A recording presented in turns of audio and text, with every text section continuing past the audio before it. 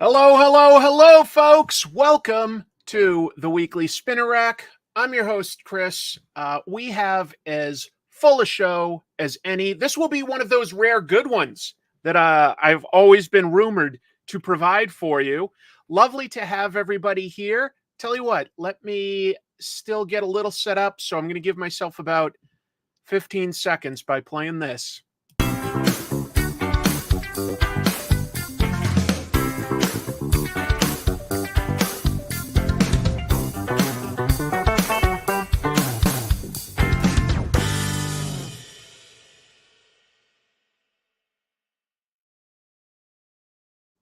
Again with a salute. And tell you what, you've earned it. You get the double salute.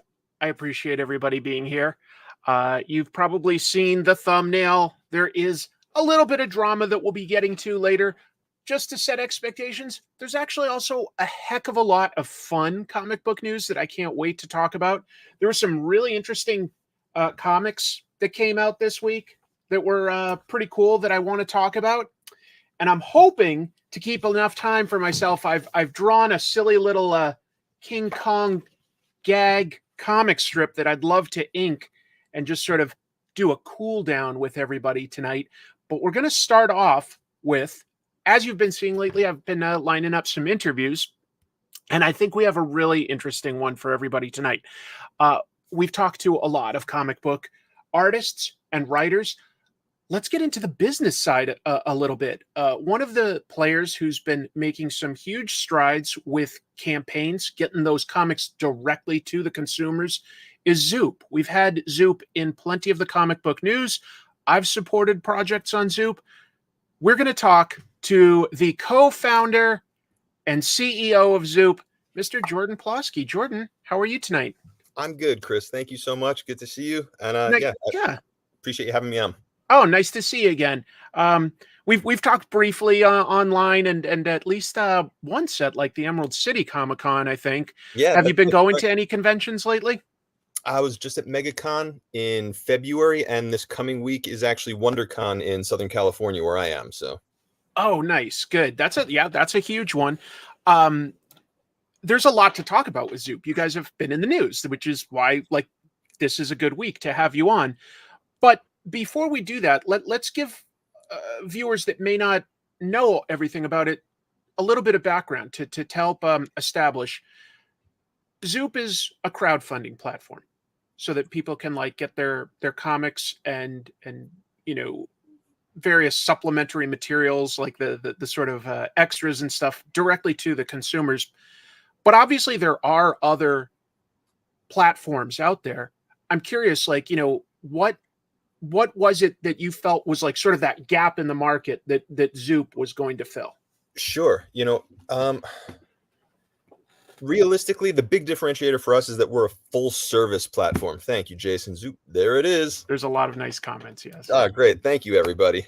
But yeah, so, if you're a comic creator, most likely your focus is on creating, whether that's writing or drawing, or even maybe some of your freelance work, your day job, whatever it is. But if you turn to crowdfunding, which is a phenomenal avenue because you maintain all of your control, but then you need to learn how to run your own campaign. You have to figure out how to market your book. You have to figure out, where am I going to print this thing, and also fulfill, meaning, package and ship hundreds of packages. So we saw Kickstarter as exploding over the pandemic, just growth. Certainly.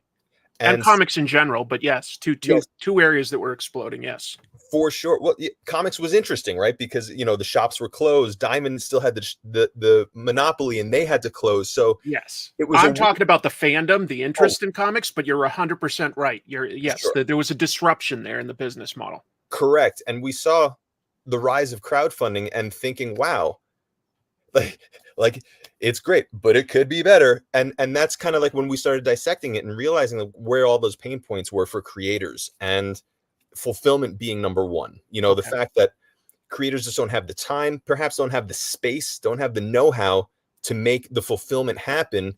And then you see projects that just go unfulfilled because I think creators get overwhelmed or don't know how to take that on. So it kind of started from there and then backed into all the other things that you need to do for a successful crowdfunding campaign. And we were like, boy, if we were able to provide all those services in one place, that would be something, you know, creators would want. And that was essentially the genesis of Zoop. As opposed to tacking onto an existing platform, we're like, well, let's just build the whole thing and see how this goes. So that's what we did.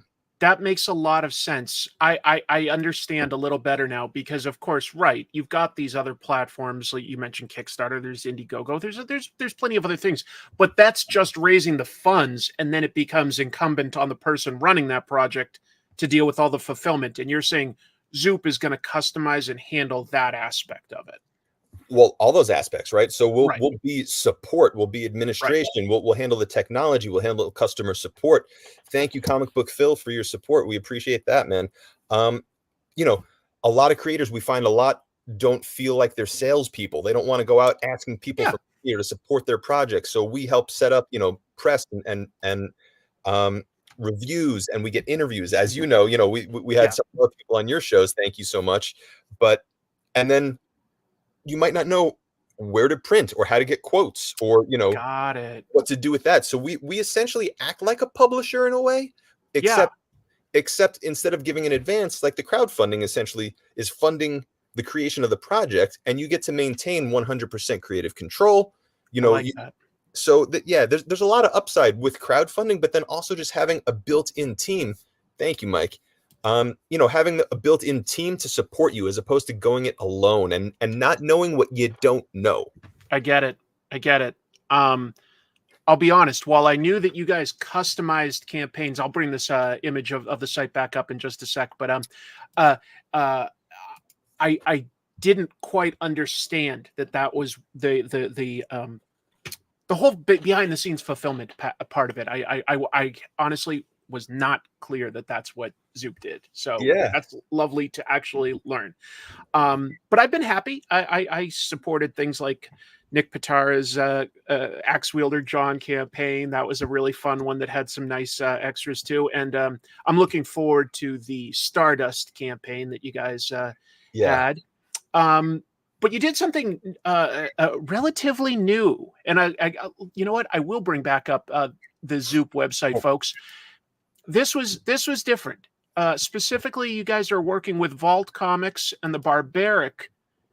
Maybe you could explain a little bit about what this is, because I understand you're calling it crowd building instead of crowdfunding. Could you sort of explain to the audience what that means? Yeah, absolutely. So if you see this on your screen, you see that there's no financial tally. That's not the goal here, right? So they're not looking to raise a certain amount of money. They're already putting this book out into comic shops, into the mass market. But the goal here was to build a user base and a fan base that will appreciate Barbaric and kind of find their entry point into Barbaric and other Vault titles. Right. So we collaborated with Vault because you might be familiar with, like, they have an initiative to retailers. They were giving away free #1s, right? But they did that with 2 different books. Correct. But the problem with that is you don't get that customer data. You don't know that, like, Timmy from Rhode Island is walking into, Atomic Comics and picking up Barbaric. You can't retarget that user. So the direct-to-consumer model, this is a way to stay in touch with that community, to figure out, like, hey, Jason, thank you, man. It's a way to connect not just a publisher, but anyone to a fan base and increase their reach. And all you have to do is sign up, and then you get a free issue #1. I saw that. A great idea for starting something like this. So folks, I did talk about this in the news a couple weeks ago, but maybe you missed that or something. So I'll reiterate. You can literally get a free PDF download of an issue of Barbaric here, and basically be signed up to get updates and access to other things that these creators do. And Chris, let me tell you, we're calling this. So if you kind of scroll down, you'll see the whole point here is we want you to join the horde. The more people that sign up, the more freebies and the more access everybody gets. Okay. It's really incentivized to help you, like, tell your friends, right? So because we crossed the 250 barrier, so I think that unlocks like an enamel pin. 300 backers unlocks like another reward that's free for everybody, essentially. So that's the thing. You get something for free, but then the more people that sign up, the more freebies everybody gets. It's definitely innovative. It's not a campaign that I've come across before where, yeah, You you're can't, just you're Chris, you trying to can't do build it. the fandom and connect it. Sorry to pat ourselves on the back, but you can't do this on another platform. Another platform is not set up for this. We were able to work with Vault and kind of customize what their needs were specifically for this campaign. And like, yeah, it's a big promotional effort, you know, in order to get more eyeballs on the product and on Barbaric and have some fun. There are things here that are not going to be available anywhere else. So definitely cool to back it here. Well, and I'll tag on to what you just said, because I saw this question. So, like, let's just be clear. He's like, so these books are available only online. I mean, there could be parts of the campaign where retailers could theoretically like order bulk, right? So if he's asking about Barbaric in particular, I think he's asking about Zoop in general, but go ahead with whatever you. Starting with Barbaric, just in case that's the question. Barbaric Sure. will be in retail shops, but there are exclusive items to the campaign that will not be in retail shops. Now, with most other crowdfunding campaigns, yes, they originate, you know, on crowdfunding. They originate, you know, on Zoop, on Kickstarter. We've had books that are now, you know, for example, someone actually mentioned Matt Lesniewski's Faceless and the Family. That got picked up by Oni Press and re-released as single issues. Right. And, you know, that's going to be collected as well. You know, there are other books that will be released through publishers after crowdfunding, but they originate through crowdfunding. Because you said you're not taking the rights for any of this stuff. These creators all are maintaining their rights. So they get it crowdfunded with the most engaged part of the fan base. And sometimes then that becomes an option to talk to another publisher and say, hey, like, clearly there's something here. It's already done. Low risk on your part if you want to, like, you know, sort of do a second release of some sort. Exactly, because it sort of de-risks for the publisher as well, you know. And then realistically, I think people still have a hard time understanding that the mass market, or, you know, the direct market, excuse me, and crowdfunding are still two different markets. Just because, you know, 500 people back a campaign doesn't mean that you've tapped the well dry. Like, there's still thousands of people out there that will buy a single issue in a comic shop. So that like sort of brings me, my background, you know, my education was all in marketing and stuff. So how are you guys at Zoop sort of, what kind of things are you doing to put Zoop in front of people, like help them discover? Because, you know, like, yeah, you're right. Like, you walk into a comic store, you might discover something, but you have to know that a campaign like this is live. So what steps do you take these days to get that in front of people? Yeah, I mean, so for a lot of them, you know, we book a lot of interviews, we get press releases out there, we do a ton of email marketing. Oh, thank you, doctor. Oh, thank you, everybody, man. You're giving me all the warm and fuzzies here. I told you, it's a super, like, a really intelligent and friendly comic book reading audience here. Thank you, guys. Yeah, I appreciate the warm welcome. But yeah, so, you know, like I was saying, the marketing. So we are able to book our creators on podcasts, on YouTube shows. We get press releases out there. But the thing that we also do is we have an ever-growing email list that we're able to market to that is 100% comic book fans, because all we do is comics. Not only that, I mean, we have much higher visibility on the Zoop homepage. You're not competing with 200 other live campaigns. That's a great point. Yeah, let me bring that back up, folks. And I do like how this is organized, because, you know, you go to the main Zoop page and it talks, you know, like some of the newest campaigns or the ones that are about to close. You go to the campaigns page, and, you know, if you went to folks like Kickstarter or Indiegogo, you are going to get overwhelmed with how many things, and you need to search. You guys have what, like 36 or so campaigns? Yeah, so it's quite, and these are coming soon. Yeah, it's quite curated, because we only have, you know, a certain amount of bandwidth for our small team. So there's only so many of these campaigns that we could provide these full services for at a time. But that being said, when you're a creator on Zoop, you're a bigger fish in a small pond, as opposed to, you know, trying to fight like every other type of fish in the big pond. You know, with Kickstarter, you get, if you're lucky, 2 days of a Project We Love badge, you know, but then that's about it. So with us, you're featured on the carousel, you're featured on the homepage for almost the entirety of your campaign, you know, and that goes a long way to people who are just coming and checking out and seeing what's new. I like that.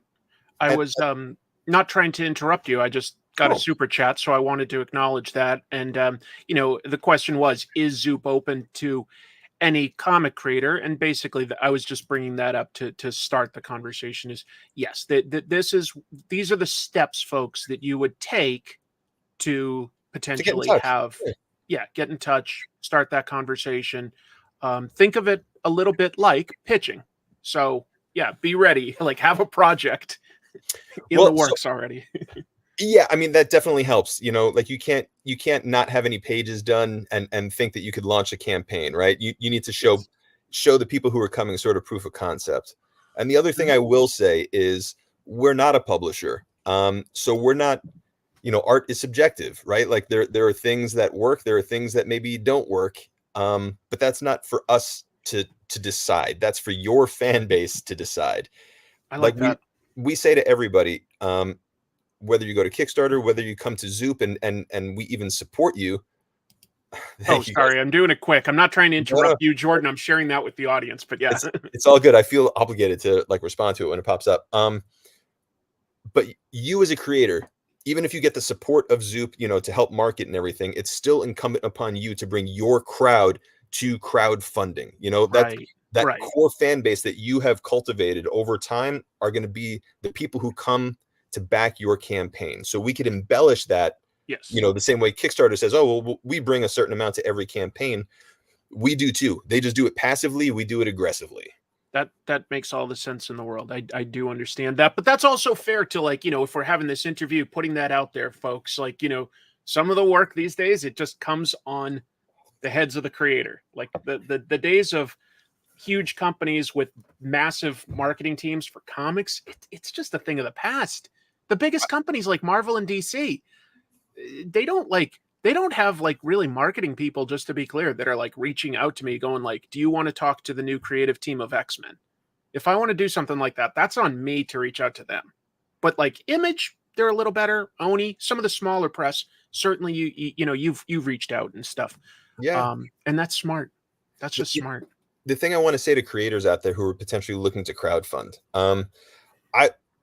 I've never been a professional comic book creator, so that's why I have a company. I can't write, I can't draw. But before my life in comics, I was a professional musician. And there's a lot of parallels for being a freelance musician, an independent contractor, to being a freelance creator. Always looking for work, always hustling. Yeah, I did develop a great resume as a musician. That's a story for another time. But the thing that I always told other people asking me, how did you, get to where you got to? It's all about networking. It's all about putting yourself out there. If you don't get out of your comfort zone, your home, your mom's basement, like wherever you are, if you don't tell people about what you're doing, it doesn't matter how good it is. So you have to develop that skill of building your fan base, of spreading the word. It's a valuable skill for any independent contractor, because essentially you're an entrepreneur. You're in business for yourself. It's true. So it's totally true. Yeah. Like to impart that. Thank you. I appreciate the I don't know how to describe it, but like functional knowledge. There's probably a better phrase for that, but I haven't finished my coffee yet, just to be clear, folks. Pro tip. Pro tip. Pro tip. Let me get into like one more piece, which is I also haven't come across, and I was just coming up with this page of what Zoop has announced that they're doing here, where you're talking about people like us, just anybody, potentially investing in getting like sort of an equity stake in Zoop. That's correct. But to be clear, I want to like try to understand the business side of this, Jordan. So I'm sure you can guide me through this. So are you guys talking about gathering what are commonly called like safe notes, SAFE? Is that what you're doing? Yeah. Okay. So, when a company needs to raise money, you can go to angels, you can go to venture capitalists, but there's also something called equity crowdfunding. Mm-hmm. So what equity crowdfunding allows is anybody to invest in a company that you like, because you don't have to be an accredited investor. You don't have to invest $10, $20, $30,000. You could invest $250 and get yourself a piece of ownership of Zoop, provide us working capital, and help us grow so that we benefit the entire community. And not only one other thing, Chris, sorry. Go ahead. not only do you get a safe note, but because we know that our audience is comic fans, we have some physical perks as well, so that you can get some exclusive comics at different levels, different tiers. The more you invest, the rarer the comics become, because there are fewer people that are investing at certain dollar amounts. So super low print run, exclusive comics. I think you showed it just a moment ago, covered by Des Taylor, who was one of the first creators to come on board Zoop and run a successful campaign for Scarlet Couture. His title actually is at Titan Comics. So to try to just understand this a little better, my understanding is a safe note is sort of like pre-going public, or even before that, like getting, like you said, angel investors or venture capitalists and stuff like that. Is that potentially the goal of Zoop at some point, to potentially go that far, or are you not even talking about that yet? I'm just trying to understand where we are in investing. You know, it's interesting because like angels and venture capitalists are always looking for that like 10x return on their investment. They're looking for the unicorn, the billion-dollar company. And quite frankly, like, I don't know that that's us, you know? So I don't necessarily know that we fit their mold. But what I do know is we have tens of thousands of users on our platform. And many of them have signed up. Thank you, Brunson. Many of them have signed up, you know, to be notified about what we're doing with this campaign. We have some people who've already invested as well. We're almost at $100,000 invested so far. Wow. Yeah. And that money goes, again, Nick. Look at that. Look who we got here. Sorry to interrupt. Like, I appreciate what you're sharing, but obviously Nick had a very successful crowdfunding campaign, folks, with Axe Wielder John. And that's a book I got and I talked up. Thank you, Nick, for the super chat and for mentioning. He's saying he's singing your praises, Jordan. Nick, I'm humbled, man. Thank you for popping in like that, for real. And he says, side note, man, are you boys handsome? Nick, we got nothing on you, pal. I know. Nick is a good-looking guy with a good-looking family, on top of being talented. Yeah, and just to point out, Nick actually still has the record for our #1 grossing campaign on Zoop. So that's really nice to hear. That's really nice to hear. I have one more sort of question, a technical aspect. I'm sorry. I went to business school, so the business side of it does fascinate me on all comics.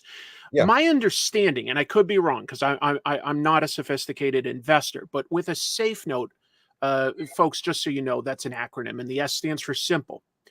My understanding is part of keeping it simple is that a company has to have a cap for the valuation of a company. Is that accurate? That is accurate. Yeah. And we have, And so what I'm curious about is what process did Zoop use to come up with its valuation? You know, it's a bit of an art. It's a bit of a science. There's a little bit that you take from revenues that you've accrued. But then there's also understanding what you need in terms of an investment, right? So if we value the company at, $1 million, for example, and we raise $500,000, that essentially means that we're selling half of our company. You're right. So right now, what we have is there's sort of two valuations that we have on the company for this campaign. We have a standard $6 million valuation saying Zoop is worth $6 million based off of revenue and the brand that we've built over 2.5, 3 years. We've worked on this with investors, actual, venture capital investors who are a part of our team to come up with this number. But what we've also offered is a 15% discount to the first $300,000 that come into the campaign. You don't get it at a $6 million valuation. You get your equity at a $5.1 million valuation. So think about, if you put in $100, that means that you'll receive $115 worth of shares as opposed to a straight $100 worth of shares. And would there be any concern for those investors about getting diluted if you did another round of investing? Does basically having the safe note, does that enable you to then be an early investor for the next stage? That's what the valuation cap does, right? So that says even if we sell more shares at $18 million, you're locked in at $6 million or $5.1 million. It keeps what you invested in, that valuation holds firm. Correct. I like that. That. That's interesting. Thank you for sharing something very technical, but I do want to talk about things like that because if somebody's listening and they want to invest, I don't want to just be like, sounds fun, do it. I want them to like make as educated a Oh, for decision sure. as possible. I hope that's clear. Look, what I will say is investing in startups is not the safest bet. You know, you'll do, No. you know, there are definitely safer investments out there.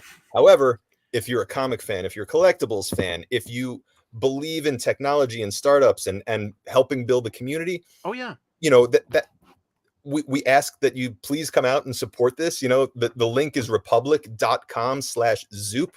Right.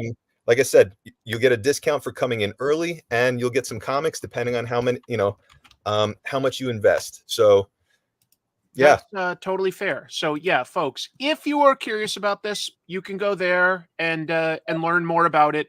But I would also encourage you, while it does sound exciting, I would encourage everybody to, of course, do their own independent research here, because this is a big deal. But it is exciting. It is. I'm not joking about that, Jordan. It is an exciting idea.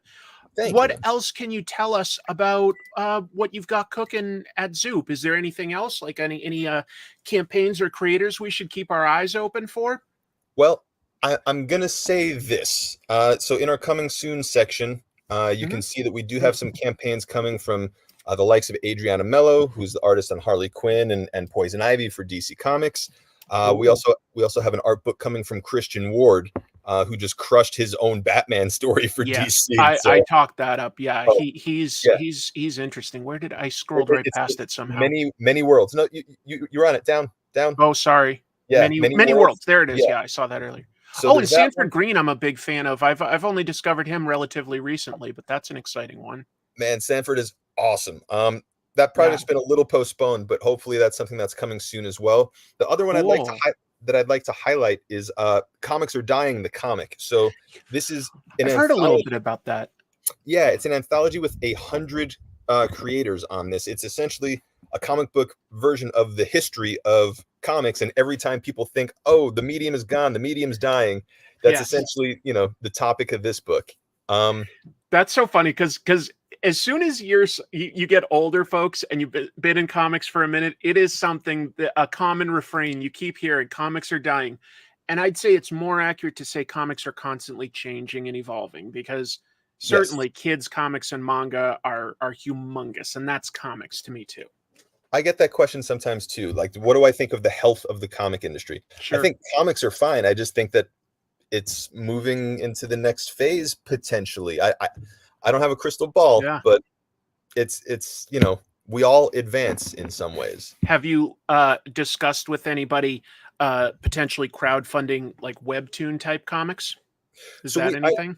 yeah, I mean, we've done a few things already that have originated on Webtoon, and Mhm. we're looking for physical prints of the books. So That we've makes done sense. that. We've done books. We've done a tarot card campaign for something that originated on Webtoon as well. Wow. Yeah. So That's look, great. the content comes from all over. So we're like I said before. We did do an autobiography for Bob Fingerman. We just wrapped that one up recently. I think it did over 20,000. So he was pretty happy with that That's result. great. That's Yeah, yeah. great.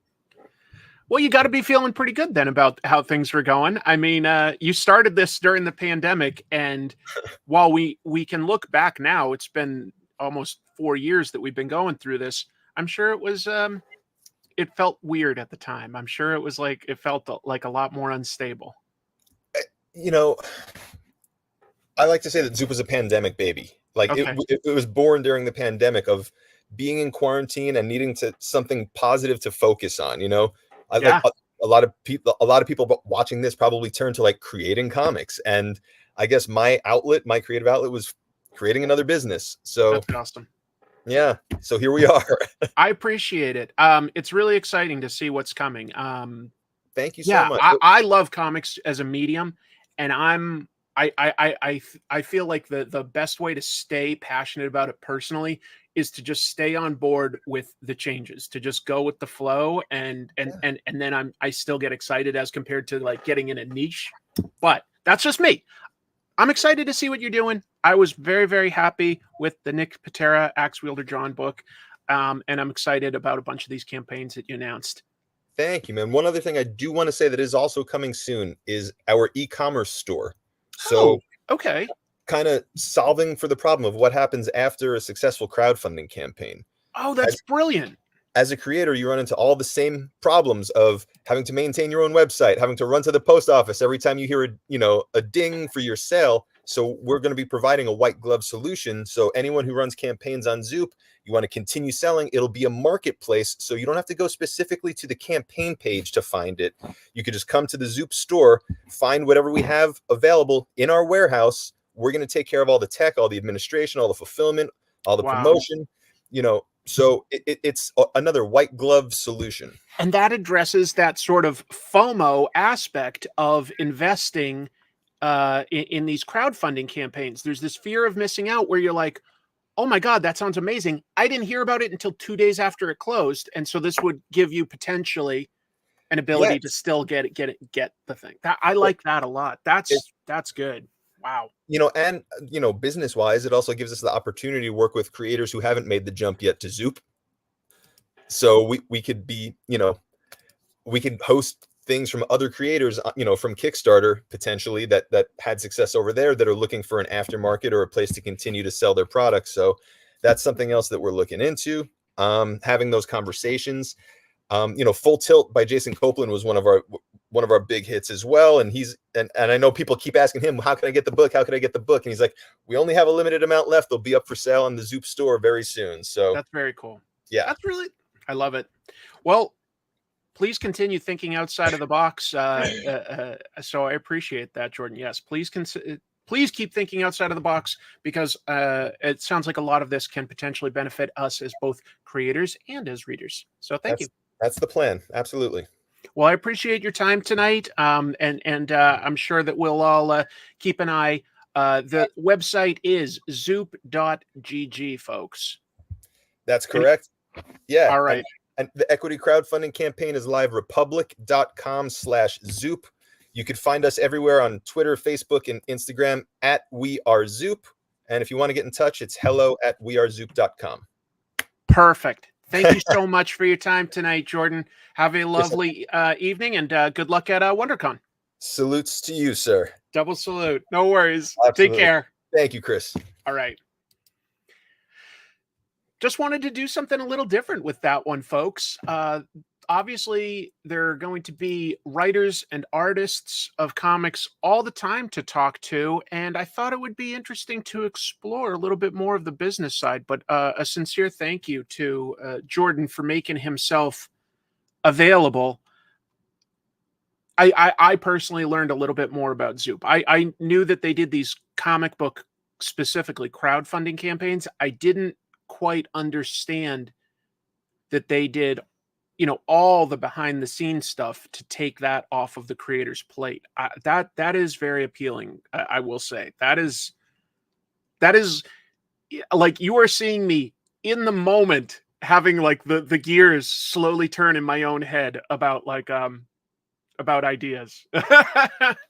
Anyway, that would have been a good question, Dumpster Daddy. You know what? That is a very good question, and it just slipped my mind to ask about. But obviously, you've got the website and the contact information. That's a totally fair question to ask about. I bet that there is some information on republic.com/Zoop. Thank you, EJ. Lovely to see you. Okay, so fair. We're going to get into the news. And I'm going to just start with the sort of drama that's been going on. If you're not aware, I'm going to explain it. The last 48 hours have been very dramatic in the comic book social media space. I'm going to address some very serious stuff. I'm going to try to be a little on the brief side about it and focus on just the facts. I don't really have any hot takes or big opinions about this. But if you don't know what I'm talking about, it's time for me to bring it up. Some allegations, very serious ones with actual firsthand testimony have been brought to light against Mr. Ed Piskor, the host of Cartoonist Kayfabe.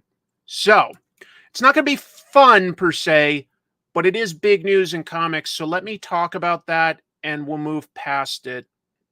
There's some other stuff that I want to talk about. So this started with artist Molly Parker posting a series of her commentary over DMs that Ed Piskor sent her on Instagram,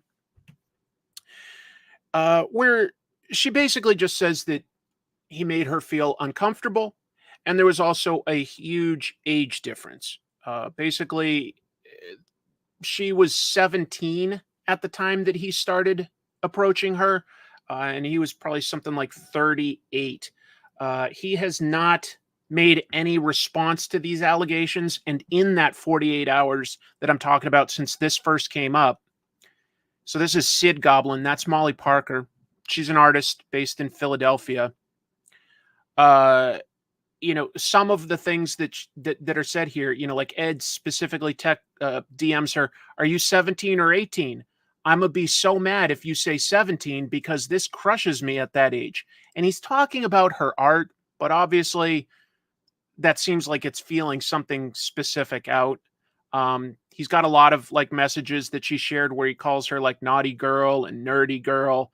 And at one point he invites her to come stay at his place to meet professionals and stuff. Molly Dwyer. Oh my goodness, I typed this wrong. Darn it. Hold on. You're somebody. Thank you, Rick. That's pretty unprofessional of me to have missed that. I am so sorry. I invented that name. It's Molly Dwyer, Sid Goblin. And then there are a few other people that have talked about things, but like basically early today, there was this one from Molly Wright, completely different person. And Molly Wright talks about how Ed offered to get her in touch with his agent if she performed sexual favors, some other offensive stuff. What was the fallout of this? It started getting shared like crazy on Twitter, Blue Sky, Threads, Instagram, Reddit. I came across it on Reddit, Facebook, and at first the initial response was Ed shut down his Twitter account, briefly shut down his Instagram account, the Cartoonist Kayfabe Twitter account, and I think for a little while the Instagram account, and they even shut down the whole YouTube channel, Cartoonist Kayfabe. So from there, this is just not fun to talk about, to be honest. The Cartoonist Kayfabe YouTube channel is back up, but there have been no comments from Ed or his co-host Jim yet, or people like, say, his publisher Fantagraphics, Ed's publisher. He publishes, anyway, a lot of his stuff. Here's one thing that just happened in the last couple of hours. Yes, the YouTube channel is back up. I assume that they might have taken it down to delete a lot of comments and possibly put in some filters to catch future comments, but that's speculation, and I'm not trying to do too much speculation. Is there anything illegal going on here? I want to be clear. As far as I can tell, nothing illegal, but this is grooming and harassment, which I'm not trying to say that one thing is worse than another. I'm just saying that this is what's happened. Yeah. Unfortunately, it is happening. I don't know what the fallout will be. This is developing. I think that this will be talked a lot on social media in the next week or two. I'll tell you that it's not fun for me because early on, when Cartoonist Kayfabe started coming out, I definitely made an effort to talk that channel up. I thought that they were doing some really insightful analysis.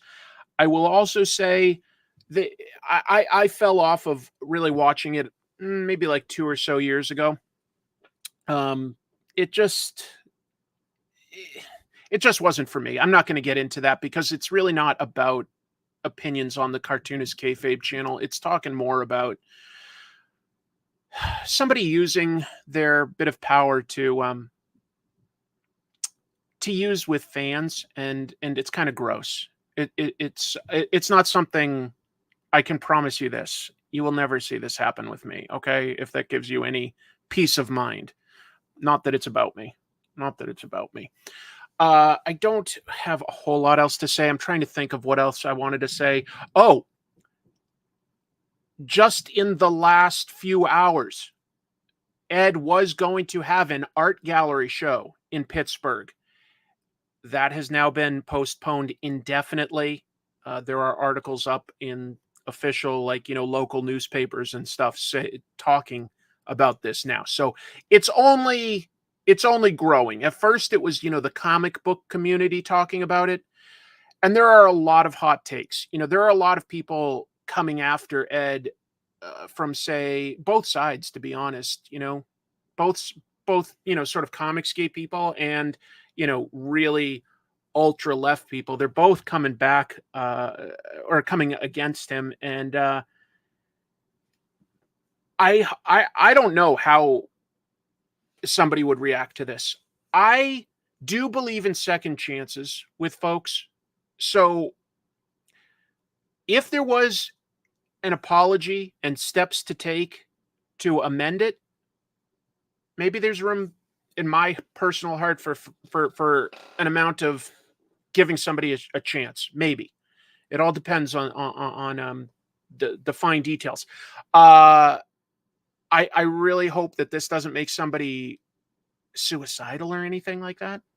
There's a lot of, like, mean things being said, but you've opened yourself up to this with some really bad behavior. I don't really consider myself a friend, but I talked to them early on in their career. I haven't talked to them in about 3 years. I think I had each of them on the show about 3 years ago to talk about their projects. I was trying to boost an up and coming comic book YouTube channel. And I don't feel bad for doing that. I feel bad for the way things have gone, but mostly I feel bad for people like Molly Dwyer, Molly Wright, and other people that have been harassed by somebody that's using their influence to try to get, well, who knows? You guys know where I'm going. I am talking about specifically Ed Piskor.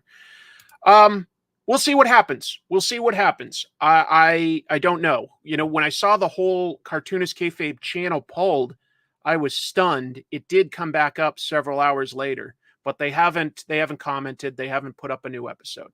We will see what happens. I did not.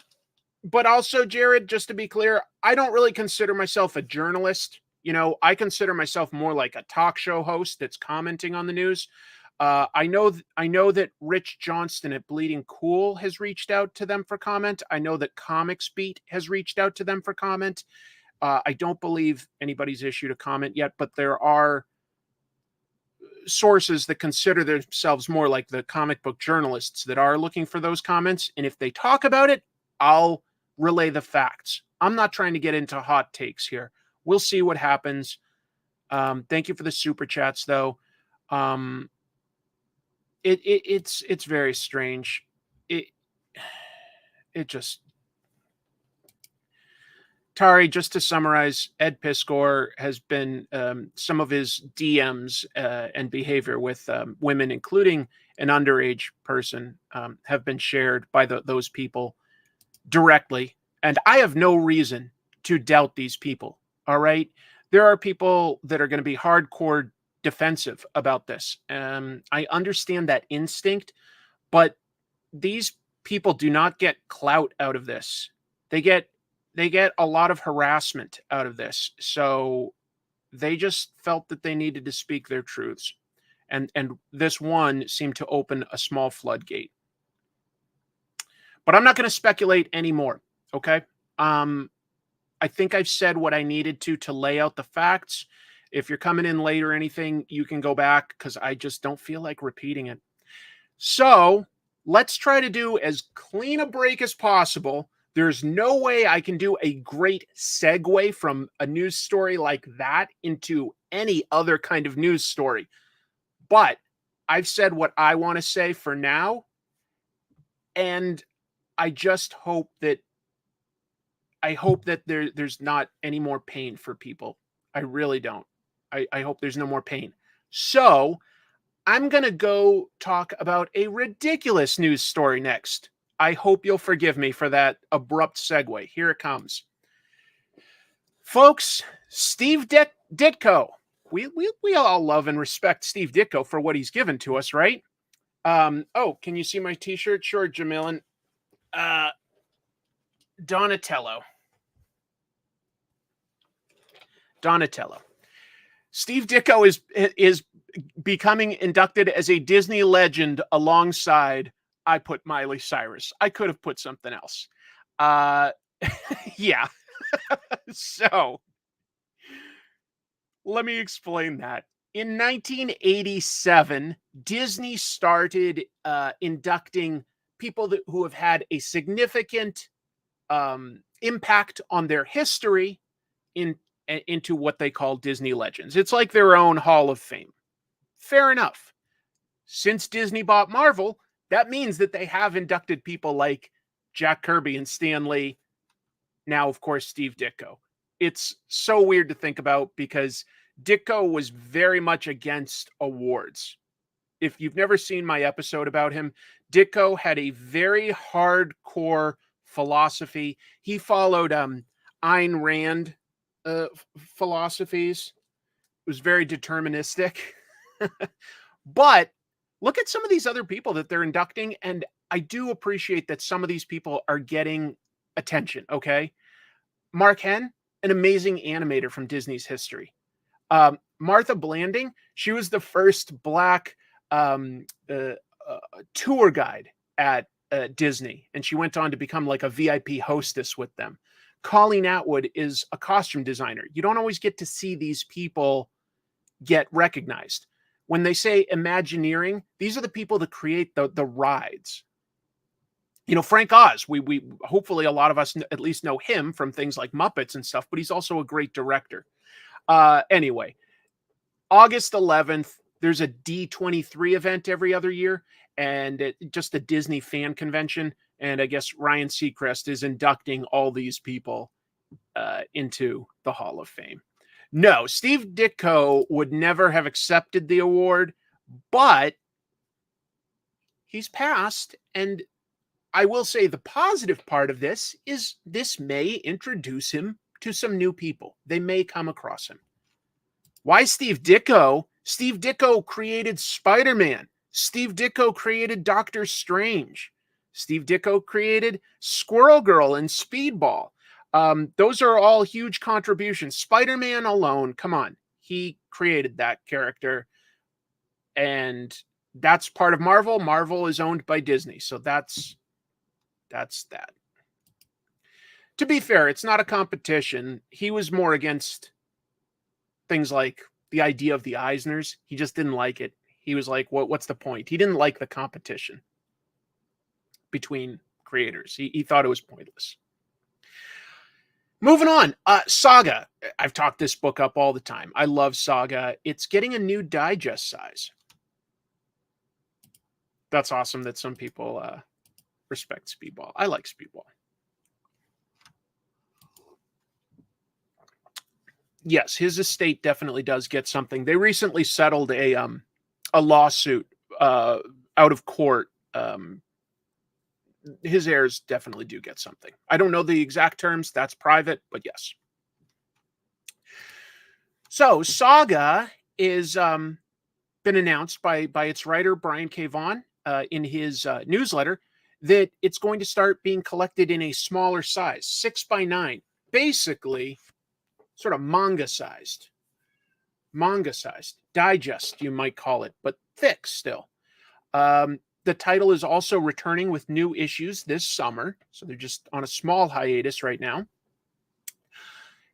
This does mirror, we recently heard that DC is making compact graphic novels for only $10. They're going to have things like, Watchmen and other huge books in their history. I think Batman Year One was one. So yeah, I think that like the mainstream publishers are taking note that like part of what makes manga attractive is its literal size and price point. Think of how many copies of Saga you could probably move if you were selling them at airports and end caps at like, Target or Walmart. And that becomes a lot easier when it's small and less expensive as compared to, I didn't know if I had a trade paperback handy. Not really, actually. That's weird. I just seem to have floppies and manga right now. So, if you don't know, I definitely recommend Saga. Maybe this is your entry point into it. But it's sold more than 10 million copies. That's nothing to sneeze at. Been translated into more than 20 languages around the world. I'm going to keep going because I'd love to draw tonight. So I'm going to kind of go through some of these news items a little faster than I might normally. But I did like this trailer that came out this week for a Captain America Black Panther game set in World War II. It looked really good to me. So a trailer got released. You can find it on like Marvel's YouTube channel, for instance.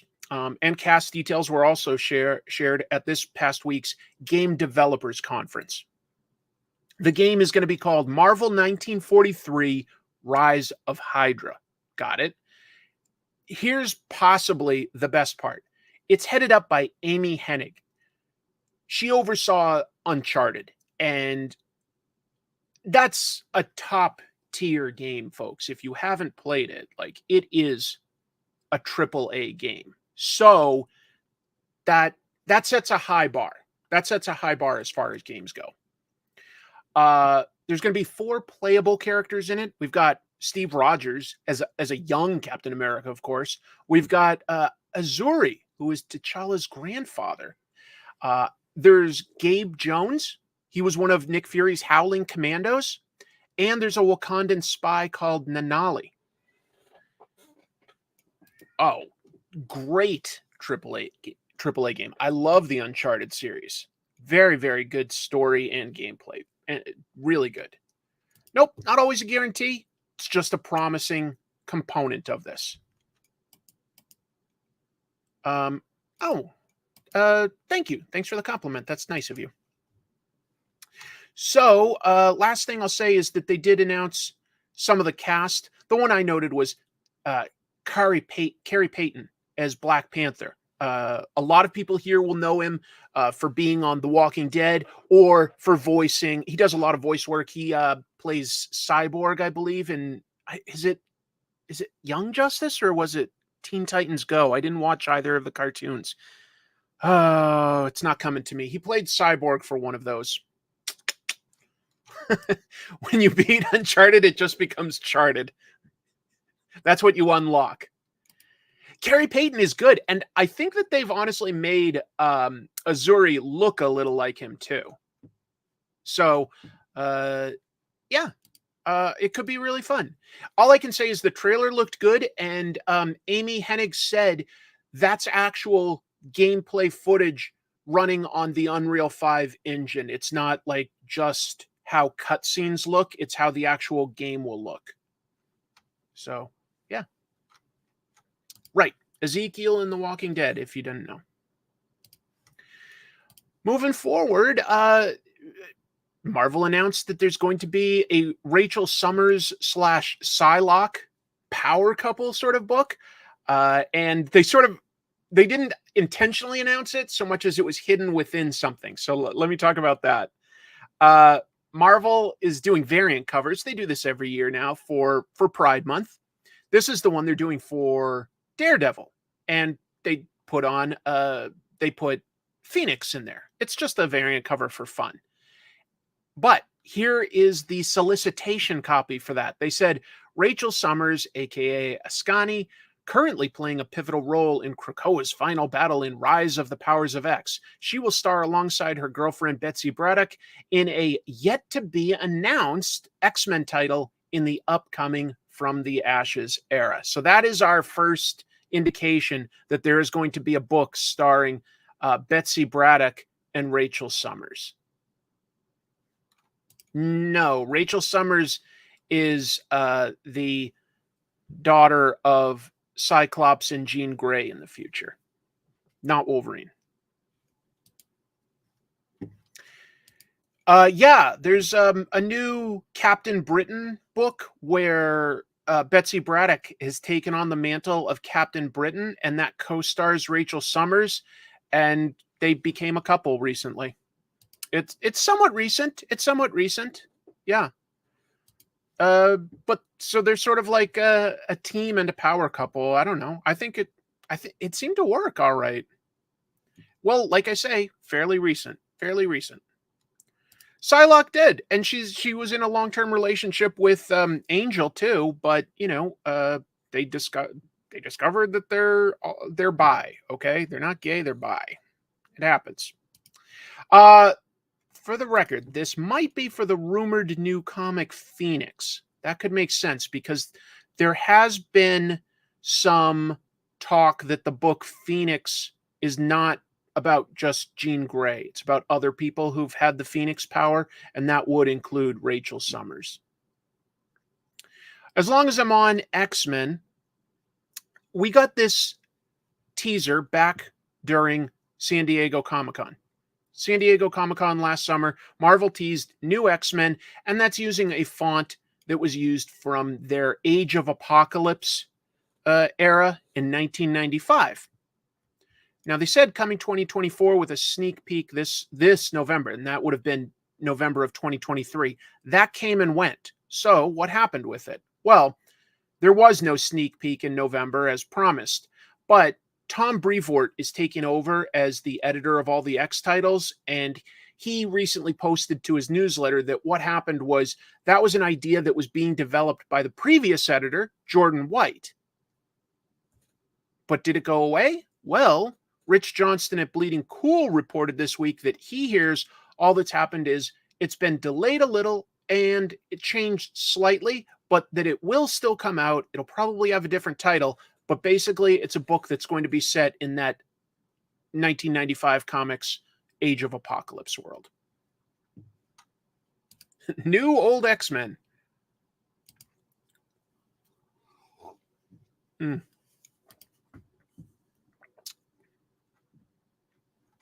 What's old is new again. Boy, that's the truth. Look, folks, that's what happens with serialized superhero comics. It goes in cycles. Still, every once in a while, a really good creative team comes in and has a cool idea. So I never give up on this stuff per se. I just sort of follow good creative teams. Batman got this new anniversary logo that we can see here. And yeah, 85 years. And this is tiny, I know, but it's going to be on these new stands that DC has made. Yeah, so these standees are available to retailers. If they get them, they get discounts on 175 different Batman titles from the past, various trade paperbacks and stuff like that, or maybe even just key issue reprints. So lots of different choices for retailers. But basically, if they order at least 30 copies total from the list of 175, they get 10% off of that, and they get a free standee. And it has this Batman 85th anniversary logo. Retailers can also, if they really wanted to, buy another one of these for $75. You'll see these folks end of May. 85 though, that's more the part that I was kind of amazed with. 85 years old. 85 years, Batman's been coming out consistently. Never had a break. Never had no Batman for a couple years. Anyway, I'm assuming it didn't list them. It didn't list them. But 85, that is incredible. It's incredible to think that, as long as I don't get hit by a bus or something, that I'm gonna live to a day where Superman and Batman are, and probably Spider-Man and stuff, are 100 years old. That just blows my mind. Anyway. Oh, I was excited about this. Last week I had Jason Aaron on the show, right? And I talked about how much I really like Scalped. It's a great crime comic, but Scalped hasn't been the easiest book for you to find. So let me recap that. It ran from 2007 through 2012. Vertigo book originally. Jason Aaron wrote it. Artist R.M. Guerra was the artist. They're collecting it into omnibus format so that finally people can catch up and reading it. It's a crime comic. It's set on a fictional Indian reservation in modern South Dakota. Basically, it follows somebody from the tribe who infiltrates a corrupt casino on the reservation he grew up at. But you learn very early on, I think the first issue, he's undercover FBI. And so there's all sorts of stuff about how they all feel about the community, the poverty that a lot of Native Americans live in, and just dealing with casinos and stuff. It's actually, I felt like it was quite nuanced and really a cool crime story with interesting twists and turns and a few detestable villains. First volume for this omnibus comes out this November. It's going to contain 30 of the 60 issues. It was a 60-issue story with a definitive end. So 2 omnibuses, I guess. First one coming out in November. DC probably waited until Jason Aaron was done with his Marvel exclusive. He was exclusive with Marvel for a very long time, but that's up. He's doing Superman at DC, so that's probably why they're bringing it out. Yeah, I'm glad to hear other people like it. Let's see. It really would make a good TV show. It really would. It actually was optioned for a TV show, to be clear. It was at one point. That it didn't quite happen, but it was in development for quite a while. I'm sure it will again. It will come again. It's good. It's good. So if you haven't read it, I do recommend this. Live action Teen Titans movie is a go. There's really not a lot of news to this. It's just this, but Hollywood Reporter broke the news that actress and playwright Anna Noguera, she had previously been announced as the writer on their DC Supergirl movie that'll be based on the Tom King Bilquis Evely series. She's been announced to write a live action Teen Titans film based in the DCU. So could be very cool. I think that these characters are loved by a lot of people, and it'll be interesting to see what they do there. You saw what I did there. I mean, it'll at least have more money, and hopeful. You know what? A lot of it for me will depend on the actors and director that they get, whether it will be good or not. But it could be cool. It could be cool.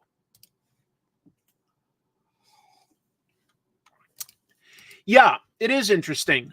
So that means it might not honestly be this kind of lineup. It might not have Nightwing and stuff. It might be more like, it might be Robin and Speedy and Aqualad. Who knows? Who knows? It'll probably be, yeah.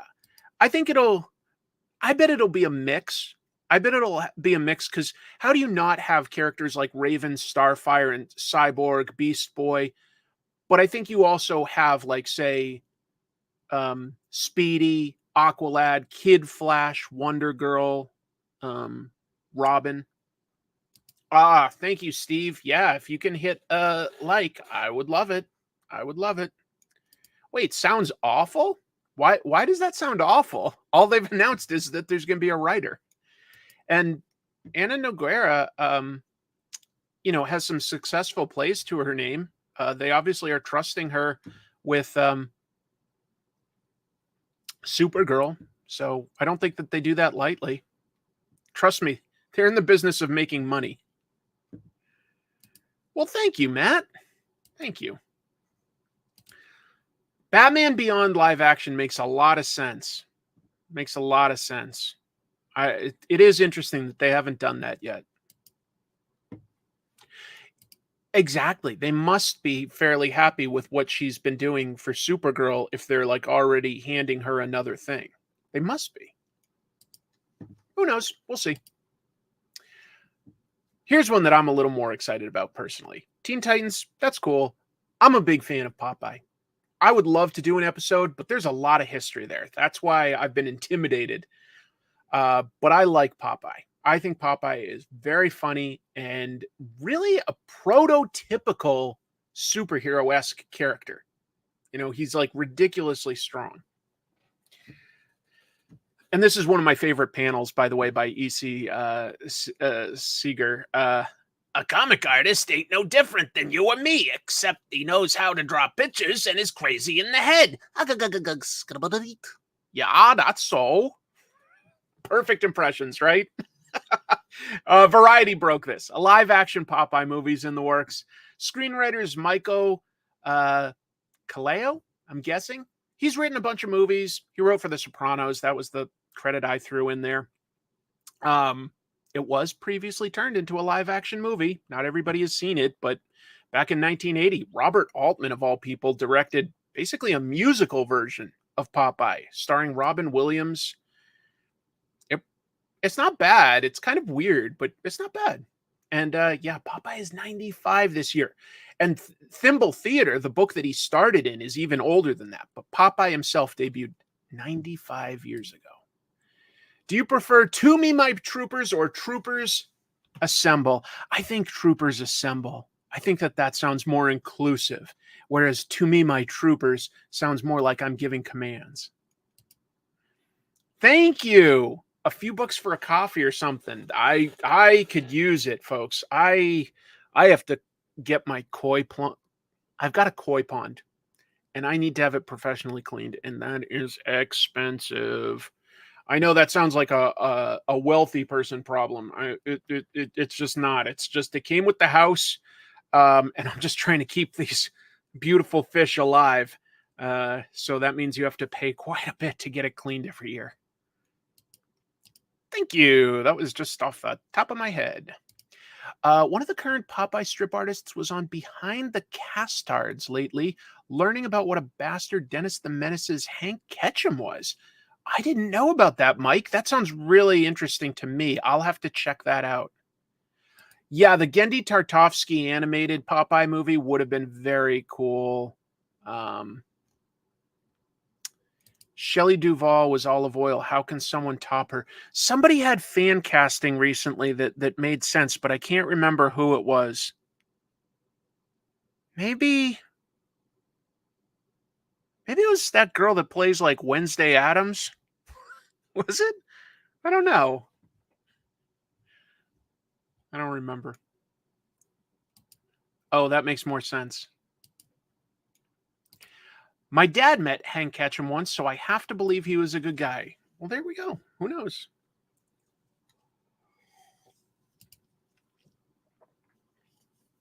No, there's not that many. There's not. Jenna Ortega. I wonder. I think Parker Posey would have been good, but like more like 20 years ago. Fancy. You know what's so I inherited the koi pond and we had 8 koi. They were happy. We kept them fed. We kept the pond clean, and they multiplied. And we had a couple generations of more koi. And I gave like about 6 away to a coworker, but we had about 20 at it, and some animal came in and killed all but about 5 of them, and they're all the 5. They're 5 really small ones. So I only have a very few koi right now. Yeah. It's barely YouTube 1,000, just to be clear. It's not billions. YouTube is not much. But I love my koi. I try to take care of them. It broke my heart when some animal. I strongly suspect it had to be like something like a heron or a crane that flew by and did it for the fun of it, because there's no way, say, like a raccoon could pull even one koi out, let alone like a ton of them. It just they were big, and there was like a big lip to like where the water is. Like it had to have been like some sort of humongous fish. I just don't think it could have been a raccoon because of how big they were and the way the pond itself is set up, and so many. If it was one, maybe, but it was. I came out one morning and they were all killed. It was so sad. All right. Thank you for the super chat. Chris provides a valuable service to both creators and fans of comics. Please. Oh, that's very kind of you, Sigma. Thank you. Thank you. Yes, I will become Koi Man. Anyway, that was quite a tangent. I want to draw. Gen V Season 2 got an update. Apparently, I forgot to put in the animation. Sorry, everybody. All but about 5 very little ones. All my full-size ones died. It was very sad. So, let's see. In the South, we do chicken wire over the top.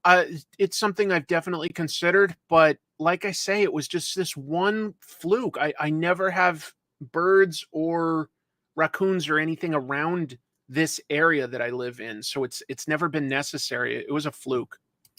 But I liked Gen V Season 1 more than I even expected to.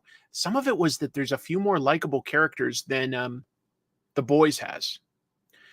So, one of the writers for the show, Thomas Schnauz, was interviewed by Arc Studio, and one of the things I saw that he said was that filming is going to begin in about 2 to 3 weeks. So, another cool thing is that Season 2 is expected to tie in a little more closely with its parent show, The Boys. Specifically, Boys showrunner Eric Kripke told this to Men's Health magazine. Butcher, heading into Season 4, is well aware that there's a virus out there that can kill superheroes. That was a plot point within Gen V.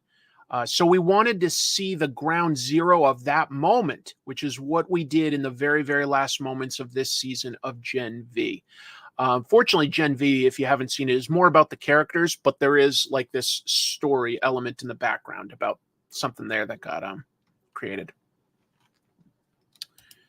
Maybe, yeah, it's not perfect. It's not perfect, but I liked it more than I expected to, since it was a spin-off, basically. I think I went in with lowered expectations.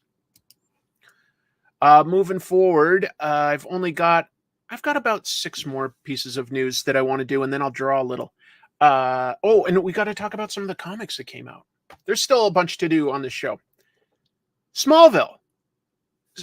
That thing ran for 10 years, man. And even if tonally things changed up when the Arrowverse started, I think that Smallville kind of paved the way for live action superhero TV shows for its time, and especially considering it was on a WB budget and then CW budget. Their effects were good for weekly TV. It wasn't a perfect show. It wasn't, but it was interesting. So Michael Rosenbaum, he played Lex Luthor, if you don't know, and he was interviewed this week by Screen Rant and said that he and Tom Welling have been discussing making an animated show based on Smallville. Their characters there. Thanks for jumping in, Matt. And so here's part of his quote. All I could share is that it's a great idea. We have Al Gough and Miles Miller, the creators of Smallville, backing us up. Those are also, by the way, the writers of the new Beetlejuice movie. So when it's the right time, we'd like to go and do this. Pitch to Warner Brothers. It has to be the right time, and right now is not the right time. But he did note that the whole cast would like to voice their characters, and that when the time's right, he'd like to pitch it to his best friend, James Gunn, if you didn't know. If you watch Guardians of the Galaxy, Michael Rosenbaum plays Martin X. Gunn likes to put his friends in smaller roles in the movies and stuff. And Michael Rosenbaum has a great podcast. He's interviewed James Gunn on it. Actually, he's got 2 good podcasts, for the record. He's got his podcast where he interviews people on YouTube, but he also does a show. Tom Welling and Michael Rosenbaum do a show together where they look back at each episode of Smallville in order and give their thoughts and opinions and stuff like that. Let's see. Somebody said, oh yeah, trust me, like Buffy and Angel were better, but they predated CW, to be clear. That was WB and also UPN. Lois and Clark absolutely predated Smallville. So did Superboy. But Smallville was the first to be able to do sort of convincing enough digital effects so that you could and actual costumes for supervillains and things like that. So it was, I think that's some of the stuff he did that was different, or that Smallville did differently. Yeah. Michael Rosenbaum has a great background in comics because yes, he also voiced the Flash on the animated like Bruce Timm Justice League show. Do you think Gunn will fill the Marvel hate gap? I would push back. I don't think that people hate Marvel right now. I think people have been disappointed by some of what they've created, but I don't know that that translates to hate. I think people are very excited for Deadpool 3 and some of the other stuff. I don't think that hate is, I don't know. That's not how I read things, but maybe I'm just too nice. I think this would be fun. Let me just say that. That's why I shared this. I think an animated Smallville could be a lot of fun. That's all. But I understand why he says it might not be the right time, because you've got like that animated young Superman show on HBO. So it's probably not the right time. This is some nice closure to a story we talked about quite a while ago. We've some people that robbed a comic store, and beyond robbed it, beat the comic store owner, have been arrested. I like seeing this closure. We've got two gentlemen, Zachary Maximus Tucker, Caleb James Lorenz Simpson. They are both charged in connection to the robbery of Comic Collection Store. That's in Bucks County, Pennsylvania. That happened back in September of 22. I remember talking about it on this show. There was video, but these guys were wearing masks. They're truck drivers. They're Michigan truck drivers. And they pretended to be customers. They asked the 61-year-old store owner to get something up on a high shelf. And when he turned his back, they just started beating him up. They stole a bunch of merchandise. They stole a laptop. I think they stole the cash register. Crazy stuff. But according to police, somebody like recently just like gave a tip and they were able to arrest both of these guys. So yeah, I hope they go to jail for a long time too, because a lot of the stuff that we've talked about with like robbery is more like somebody smashing a window late at night, stealing some merch, or just grabbing something and running. But these guys actually attacked physically the store owner. Pretty horrible. The only reason I bring it up is I'm glad that there's been a tip that led to their arrests. And I think by spreading these stories, it gets the word out and somebody's going to snitch on people that do things like this. And we can get some closure here. Yeah. Oh, it's definitely premeditated. You know, they had a plan. They went in with masks. I think it would be very hard for their lawyer to say that it was a spur of the moment idea. I think it would be, yeah. They're probably going to get a lot of time for this. ISO cubes. What were the ISO cubes from? Was that something like Demolition Man? What was ISO cubes from? Oh, ISO cubes are Judge Dredd. That's why it sounds familiar. Right, Dredd. ISO cubes. Took me a minute. Thank you, Tom. I like that. Judge Dredd. Everybody knew it except me. Took me a minute. Look at all these. Yup. Just took me a minute, folks. You know what it was? Obviously, when you think about that, I clearly merged together Sylvester Stallone's Judge Dredd and Sylvester Stallone's Demolition Man. Those were two futuristic sci-fi movies where he played a cop that came out kind of close to each other. So obviously somehow that like rewired things in my brain. Not knowing where the ISO cubes are from is a mandatory 1-year sentence in the ISO cubes, citizen. I am the law. Throw down your weapons and prepare to be judged.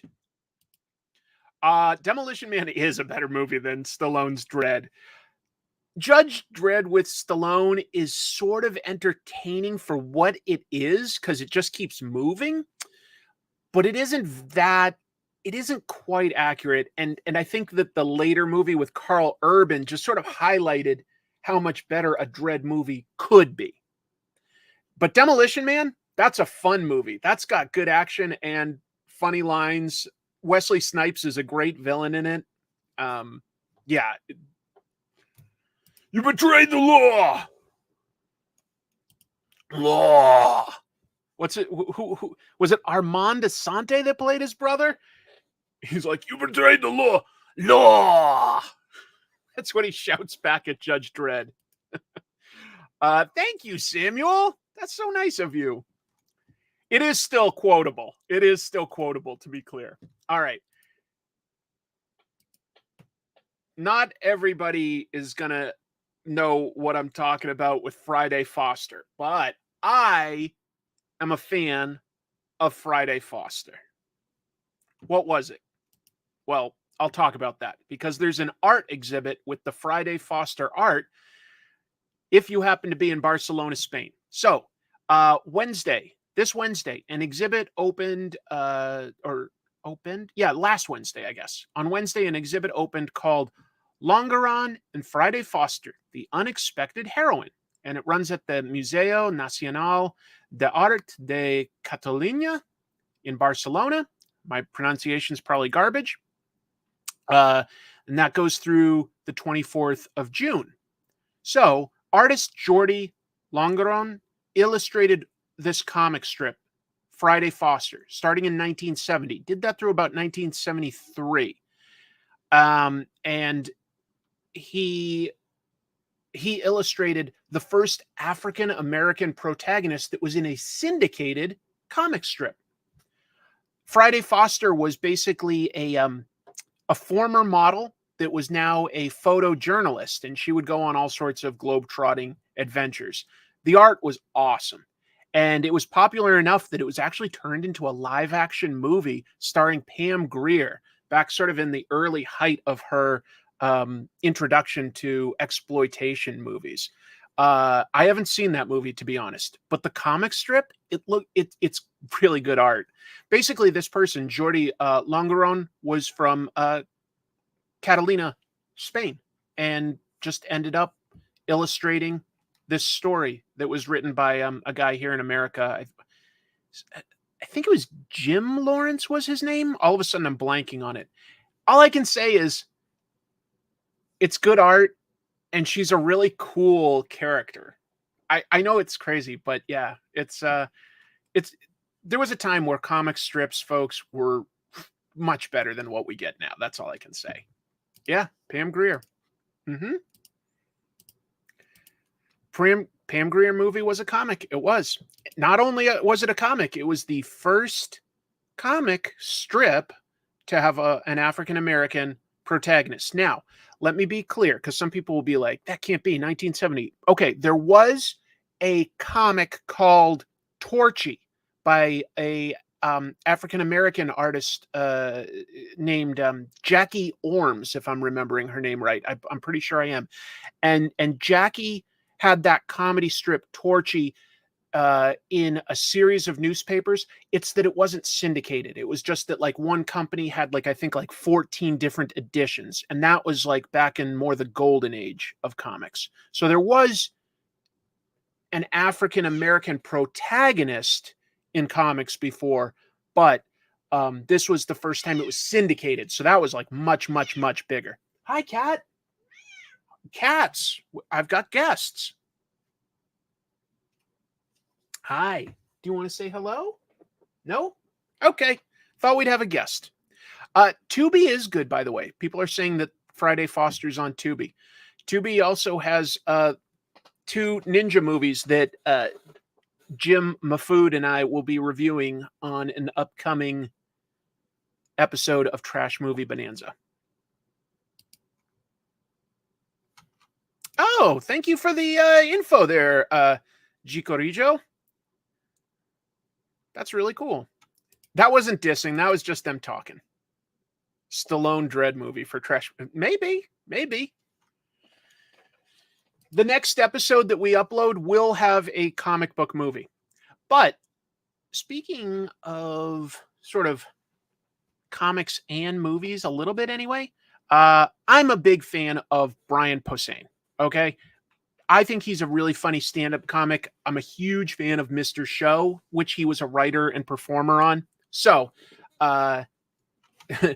No, actually, we didn't do any of the Dudikoff series. We chose hopefully more obscure ones to a degree, but we'll see.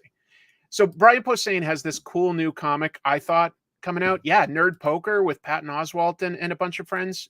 Jerry Duggan is often on Nerd Poker. So this is coming out through Image Comics, written by Brian Posehn, Joe Trollman, yes, from Fall Out Boy. He also, of course, is co-writing the Image comic Holy Roller these days with Rick Remender. And so that's kind of cool. Andy Samberg. Artist Chris Johnson. It's going to come out in June. Here's how they describe it. Time Cop collides with Law and Order, filtered through the lens of Mr. Show. When we meet Fenton and Geller, these two part-time Weisenheimers, full-time Vice time cops, suck at rule following, but excel at busting time travel crimes.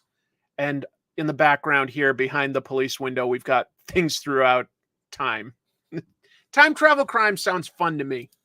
Time travel crimes, how do they even know they broke the law when they changed history so it was always that way? Well, obviously, it will depend on how the time travel rules work. But these are some... Brian Posehn's a really funny guy, and he had a good run on Deadpool before. Yeah, so good. He's got a good comics background. He's cool. Good friends, by the way, with Rick Remender. Brian Posehn has a stand-up comedy joke, which I won't recap all of the joke because I can't do it as well. But he talks about basically driving to Rick Remender's house and blasting Last Christmas by Wham just to annoy Rick. An actual stand-up comic joke with Rick in it. And then I've got this book, a horror book coming out at Dark Horse by Gerard Way. Look at that. Like, what was this? This is Joe Trollman, Gerard Way. Our musicians are taking over our comics. What's happening? What's happening? It's no Doctor Who, but it's not meant to be. Good trailer this week, by the way, for Doctor Who. They have a good joke about the butterfly effect.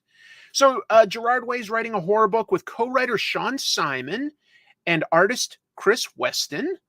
It's called Paranoid Gardens. It sounded interesting to me. Dark Horse described it as Derek meets Doctor Who in 6 psychotic episodes. So a 6-issue series. Here's the official description. Lou is a nurse at the most bizarre care center around. The staff are not entirely human, and the cases are downright unearthly.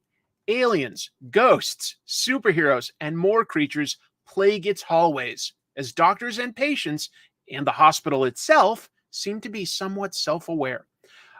Lou believes that despite a recent failure at her job, she's been given some sort of higher calling in this mysterious place and decides to rise to the challenge. Along the way, she must fight her way through corrupt staff members, powerful theme park cults, and her own personal demons, I bet that's literal, and trauma to meet this challenge and discover what secrets the gardens hold. Could be fun. Could be fun. I wonder if Patton Oswalt's multi-crossover pitch could be done as a what-if series. That's a funny idea. When he did that, I don't think Disney at the time owned Marvel and Star Wars. Because that was on hi Cat. No? Seeing if I can get a guest here. Yeah, Parks and Rec. Patton Oswalt literally improv'd this huge scene where he was filibustering at a town hall meeting, and he just went on like his own nerd tangent. You can see the actual full performance on YouTube. It's like this super extended cut. They only used a little bit of it for the show. It was funny.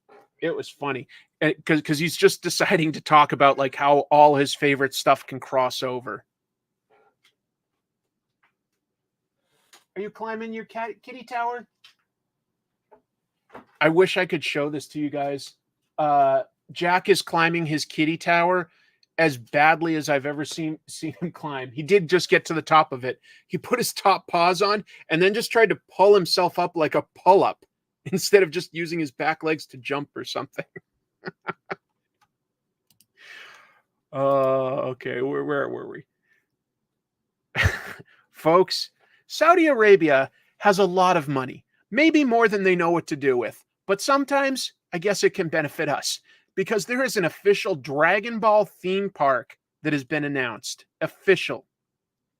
Saudi Arabia, if you don't know, is building Qiddiya, and Qiddiya is an entertainment park, the scale of which is about 3 times the size of Paris.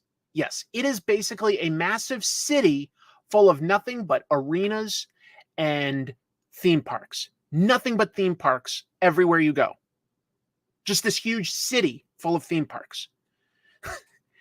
They're spending $75 billion to make this.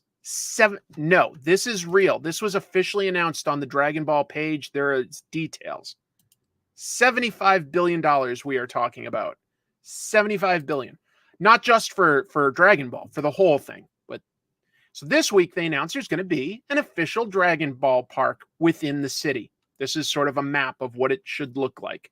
It will have 5 rides, over 30 attractions. It's based on everything from the original Dragon Ball through Dragon Ball Z, Dragon Ball Super. Good question. Yes, women are allowed to go. They've got an official trailer where women from the Western world are clearly enjoying Qiddiya. I know. This looks intimidating to me. It's like you get into a theme park. I don't know. I don't know what to say. It's wild. There are videos where they're just bulldozing the desert and building like the world's largest wave park. Like they're building like water parks in the middle of the desert. It takes a lot of money. No, I think they've got some locals too. There's going to be a 230-foot tall Shenron dragon.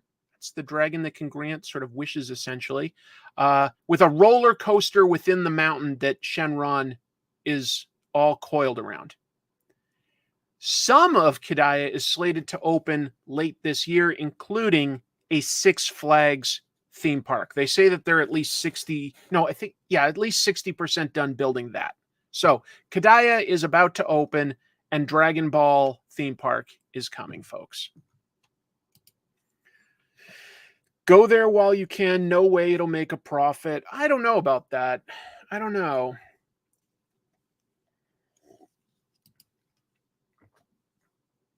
I think they did say that there was something like that, I think, for a restaurant. Hey, they'll spend the money. I don't know if it'll turn a profit or not. The only sort of scary part of this is you guys probably saw a very similar location with also lots of oil money. Qatar had the World Cup, right? And what did they do to build that so quickly in the desert? They hired all sorts of cheap immigrant labor from countries like Malaysia. And what did they do? They would take their workers' passports and hold that hostage while they worked in inhumane conditions. I really hope something like that is not happening. I don't think I could go enjoy Six Flags or Dragon Ball theme park knowing how if it was built like that. I don't know. Yeah, that just to be clear, yes, I am talking about modern slavery. Modern slavery.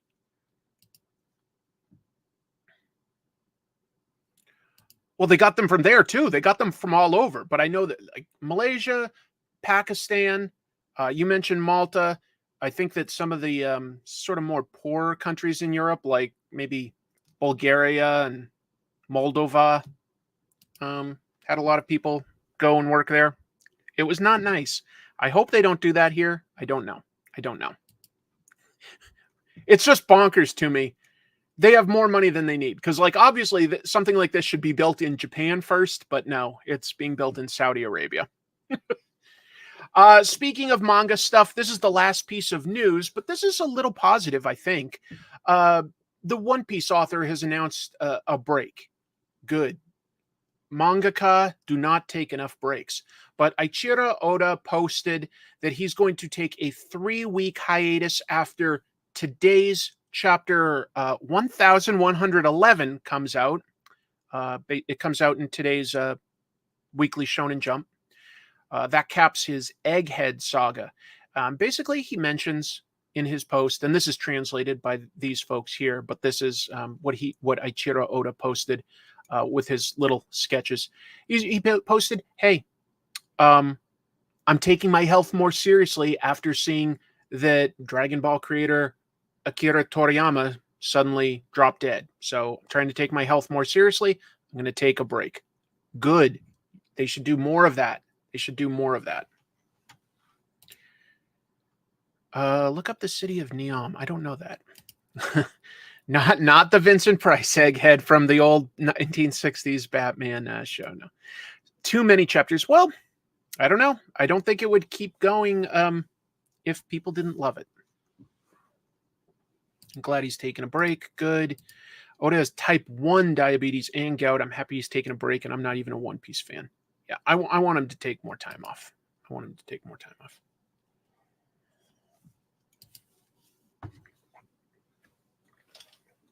Let me turn on a camera. I didn't want to use up its battery by turning it on too early because I knew I had like the interview and news to get through. But I do want to talk about some of the comics that came out this week with everybody. Bear with me. I'm starting that up now. Zoom in a little. Hold on. I'm having trouble getting the right angle. Be with you in just a sec, I think.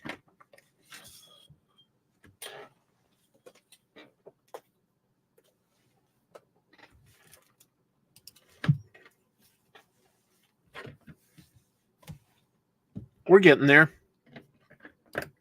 I like that more. Yeah, there we go. There we go.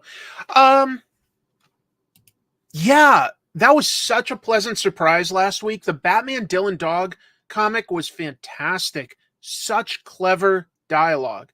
And you know what? Maybe it's just sometimes people with a fresh perspective and a fresh voice can make a huge difference. The Italian writer of that apparently caught this episode and posted it to his Instagram. So I thanked him in the probably butchered Italian that I remember. Anyway, yeah. So this was the best-selling comic of the week, apparently, according to Comic Hub, which polls about 150 stores across America. So it should be accurate, but we don't have specific numbers. We just know what the top 10 comics of the week are.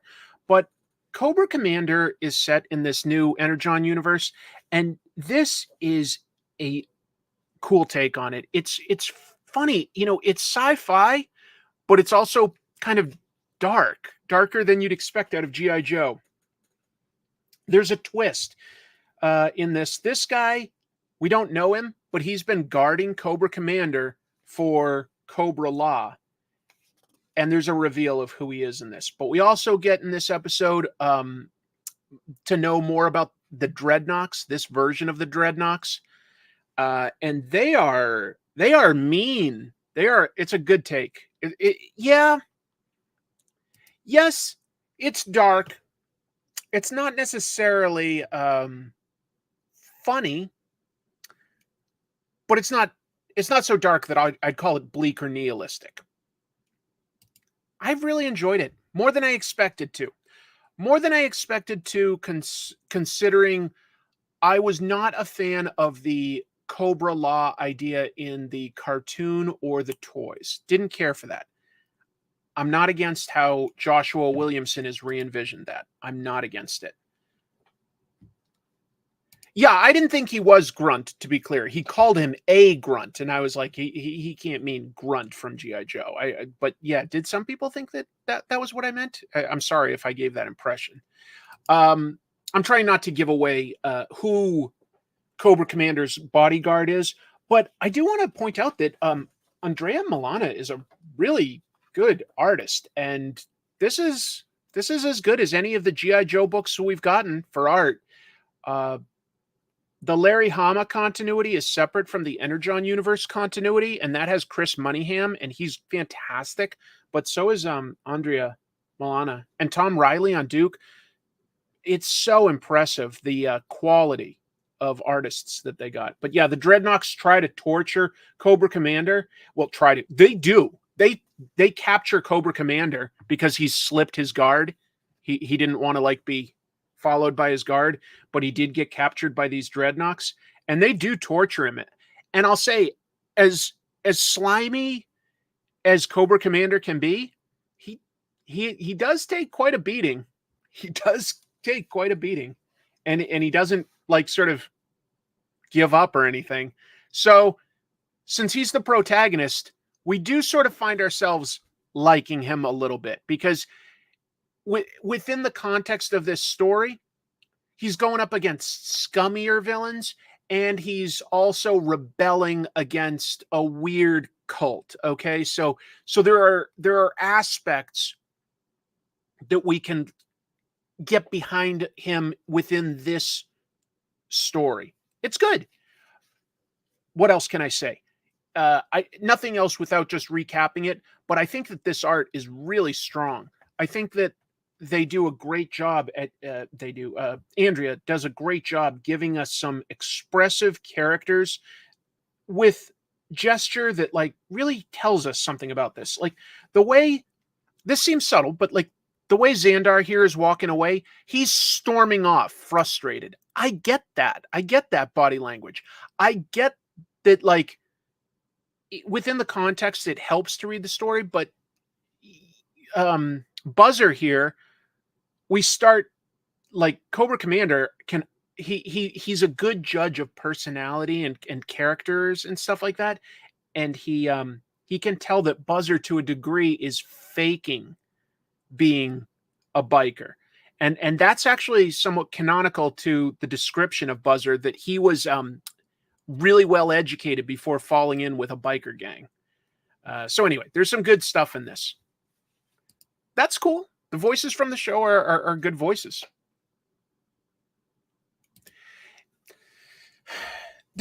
I say dark because he's getting tortured, you know? He's getting tortured, and there's like stuff like that. So that's the level of dark. We're not talking, like I say, not bleak or nihilistic dark. It's a fun adventure and it's an interesting way to try to position a series to follow a villain. That's always a tough needle to thread, because we're not meant to completely like or identify with that character. We're not. But there are ways that we can still align with that character as a viewpoint character and root for that character's success over a worse situation. I did know that. I think I mentioned it tonight.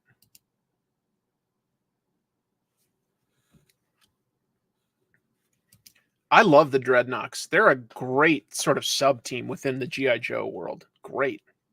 Alan Ritchson or Jensen Ackles as Batman.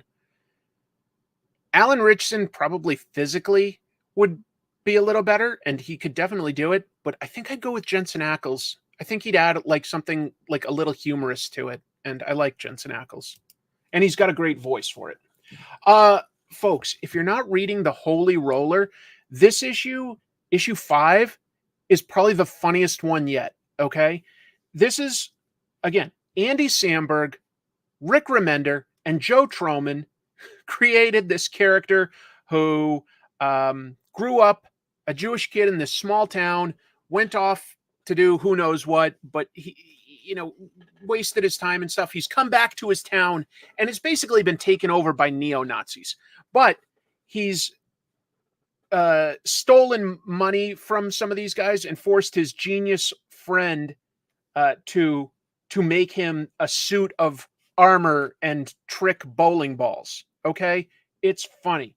Here's what's great: as his black friend and stuff, he's like saying like, I have no interest in helping you any further because I'm probably about to get killed. this scene, he's like black sidekick, rain check, that nonsense. I get caught helping you. One of three things will happen. He's like, I'll die and that'll be motivation for you, but I'll still be dead. I'll get caught by a villain and he'll force you to decide between saving me or your father. Again, I die. Or I become a sidekick called something like the Pin Pal, and I definitely get killed. I don't know what to say. It's funny. Also, the bad guys in this have created an AI holographic clone of Hitler to motivate guys to become soldiers in their army. And it's funnier than it sounds. All I can say, the Pin Pal is hilarious. Like, he's just this kind of pudgy guy with like the little 10-pin on his head. I think libraries are a fantastic source for reading a comic before you buy it. And there are a bunch of free apps out there that will, you just input your library card and you can download tons of free comics. Nazi tech bros, exactly. AI, yes. How many fingers does he have? That would be a good joke to have within this. All I can say is it's got action stuff, you know, like there are fights with these guys, and I like that it's a superhero comic on that level. I wasn't 100% sure where the tone was until issue 5. I thought it was meant to be a little more serious because it covers some serious stuff that's happening to small town America, but this one was really funny. I laughed a lot at this. Yes, exactly. For going with comic tropes, he should be named the Black Pin Pal. Exactly. I laughed at it. I would recommend a bunch of these comics, but I'm going to get onto drawing in just a sec. World's Finest is a great issue. It doesn't have Dan Mora drawing the main story, but it has a really solid fill-in artist. And what it does is Steve Pugh does this, still Mark Waid writing, and it's basically an early team up between Joker and Lex Luthor, and it really plays to each of their strengths. It does great characterization within this. Joker, the reason Lex Luthor recruits Joker is he's got this sort of magical scroll, right? But anybody who's tried to translate it for him goes insane. So he kidnaps Joker and forces an already insane person to translate it. Would you like to join in, buddy? Would you like to join in? Yeah, meow. Kitty commentary. Oh yeah. The first meeting of Luthor and Joker. So it's like Luthor has a good reason to want to use Joker. Joker, you're like, he gets like an exploding collar put around him, right? Luthor has his men put an exploding collar around him so that Joker's under control. Joker turns the tables at a certain point in this, and it's just fantastic when you realize that Joker's both insane and thinks things out long term. It's so good. And basically so that's just like a one-shot sort of story, but it's really enjoyable. And then there's like a little short preview that Dan Mora draws that sets up a story for next issue, which will involve Mixia's Pitalik and Batmite, characters, imps from the fifth dimension. Wonder Woman was also sort of a fill-in issue that I found very charming. I love Daniel Sampier's art. I wish he had drawn the issue, but the artist that they got is not at all bad. Very good artist. It's about Wonder Woman and Superman going to an alien shopping mall to find a perfect birthday present for Batman and having a really hard time with it. And you get to know all three of these characters in a really good, intimate way. And you get to know these two characters as people more than superheroes. It's funny and charming. I liked it. Oh, wow. So interesting. You say, oof. I actually thought that it was really good character development. Huh. But I really like Fantastic Four. I've talked it up a million times, so I'm not going to dwell on it too much. But writer Ryan North keeps giving us single issue sci-fi mysteries. And the one in this is Franklin Richards, the son of Reed and Sue, has always been a mutant with beyond Omega level powers. And this talks about how he has intentionally shut himself off from those powers, but he allows himself once a year for those powers to turn on, and he can sort of be omniscient and see what's coming up. And he gets like one day where he can use those powers to try to prevent tragedies and to understand the responsibilities of those powers. And then he sort of turns it off and lets himself forget until he remembers the next year, until he feels he's old enough to be responsible. It's a kind of cool idea. And you get like a great problem in this where the Fantastic Four has to try to save a city, if not the world, from these meteors that are about to hit Earth. It's movies like Armageddon and Deep Impact, but how can the Fantastic Four stop them? And the reason we don't know about them is, for some reason, these asteroids, I should call them, asteroids are invisible. So they've been sent by somebody. But it really is interesting. It's interesting how they use their powers to solve the issue. And you get that every single issue, and it's all cool one-shot material. It's just so fun to jump in and out and get a character drama and an interesting sci-fi mystery plot every week. Every month. Very impressed. I'm not going to quite put any of those issues on the same level as some recent, like, incredible books we've got, like I think The Last Mermaid by Derek Kurt Kim is something extra special. I think the Daniel Warren Johnson Transformers is something extra special. I'm trying to think of like what else.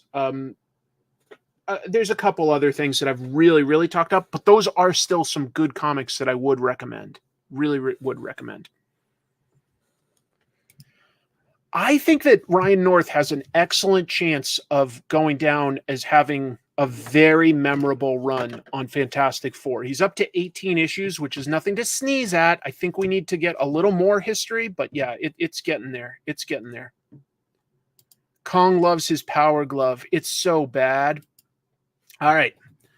Here's my silly little comic. Let me see what I need to do to...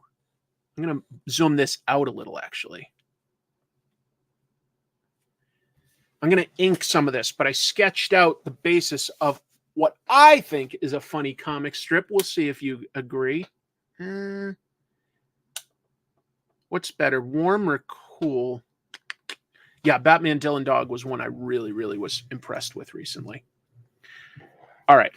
So if you haven't seen the latest trailers for Godzilla Kong, The New Empire, King Kong got an upgrade. The humans have given him a power glove that they call the Beast Glove, which I thought was utterly ridiculous. King Kong doesn't need it. So, first panel, Kong looking at this new glove, and here are the human characters, and the guy says, "Why does Kong need a power glove?" The lady scientist explains, "Kong has no opposable thumbs, and we want him to give a thumbs up for victory."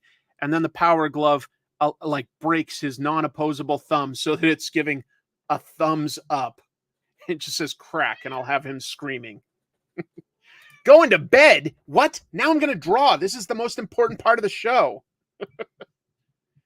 Oh, man, the Furiosa trailer is amazing. There have been some good trailers lately. I'm going to take off my glasses while I draw. I know I probably look weird to you since I always have glasses on, but this is so that I can actually see what I'm doing better. And I'll try to dip into the chat to answer questions as we go. We're going to have another fun guest next week. I'm working on the next comic tropes, which my patron people voted on. Actually, it changed at the last minute, like who or what topic won. So I'm working on a bunch of stuff. I'm going to record another trash movie bonanza this week. No, did that come out this week? I did not get the April special. The Wizard, maybe.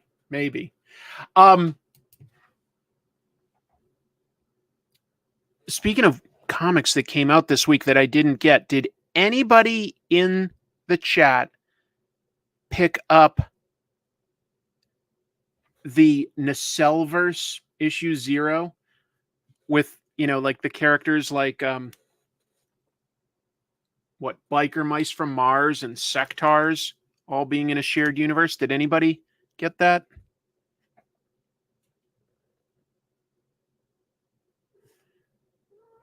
Meow.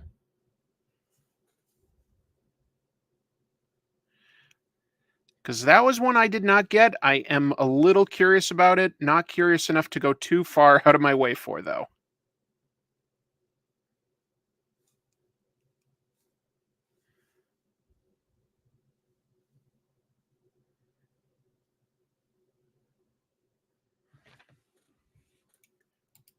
Oh, cool. I love Fist in the North Star. It's really interesting.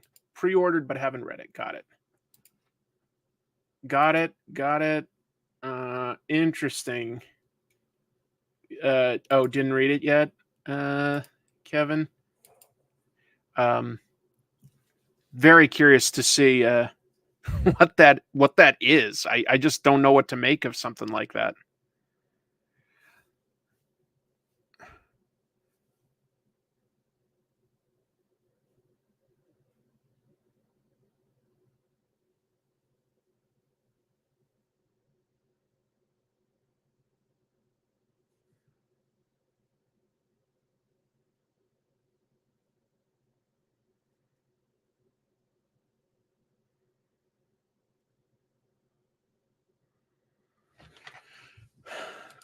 Heard the guys on the stack talk about it. Okay. Yeah, that makes sense that you'd have to be nostalgic. Kyle Baker's Tardigrade. I heard that one mentioned, but I didn't see it anywhere. I don't know anything about the re-release Street Sharks. I'm sorry. That is a blind spot for me. Black Phoenix saying, haven't been to the comic store since February. There's a few good things. There are a few good things out there.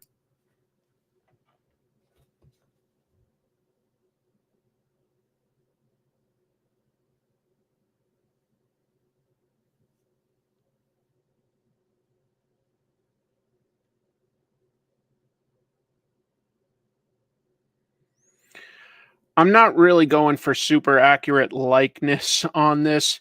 So if this doesn't look like actor Dan Stevens, fair enough. I'm mostly just trying to draw something to represent my very silly gag that I could then share on socials like Instagram or something.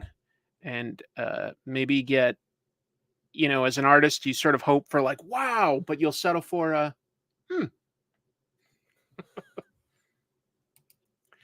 I read the Black Box compilation book that Oming signed for me.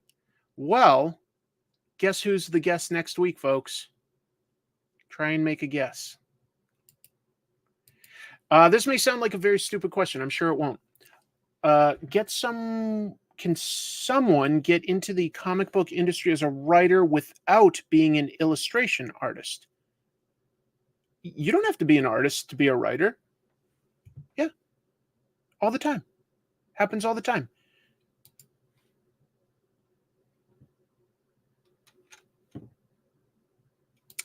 It's not Grant Morrison, but I love that idea. I do have a recommendation for Godzilla comics.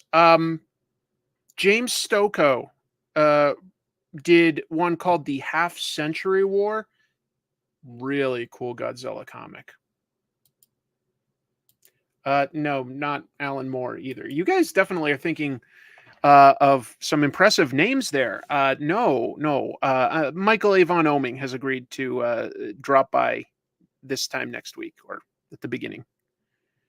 He's got some interesting books that are coming out right now, and I'm a fan, and he's graciously agreed to join us. So I'm excited about that. I hope that we will all have a good time chatting with Michael.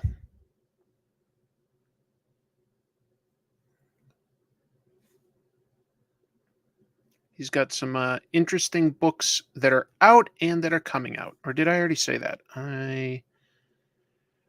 When I draw, I get distracted. Forget what I've said.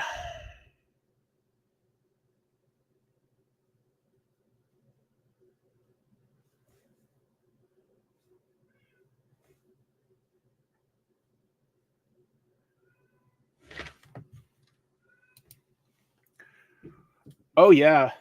Bendis's crime books are some of his best. It's an interesting idea. I could. I like Blue Book quite a bit. Any more Liefeld beef? No. Liefeld's doing well for himself these days. Good for him. Could you ask Oming when the next volume of Murder Inc. starts? Possibly, yeah.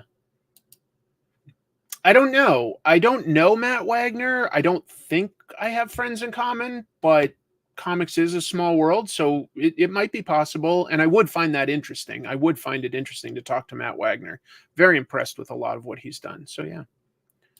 Yes, quite a while ago. So I'm not going to like rehash that. I'd just say rewind to somewhere around maybe minute 32 or so of this show, and you should get it. Neil Gaiman. Oh, man. Trust me. Some of these names you guys are listing, I'd have a million questions for it. It would be fantastic. Not always realistic.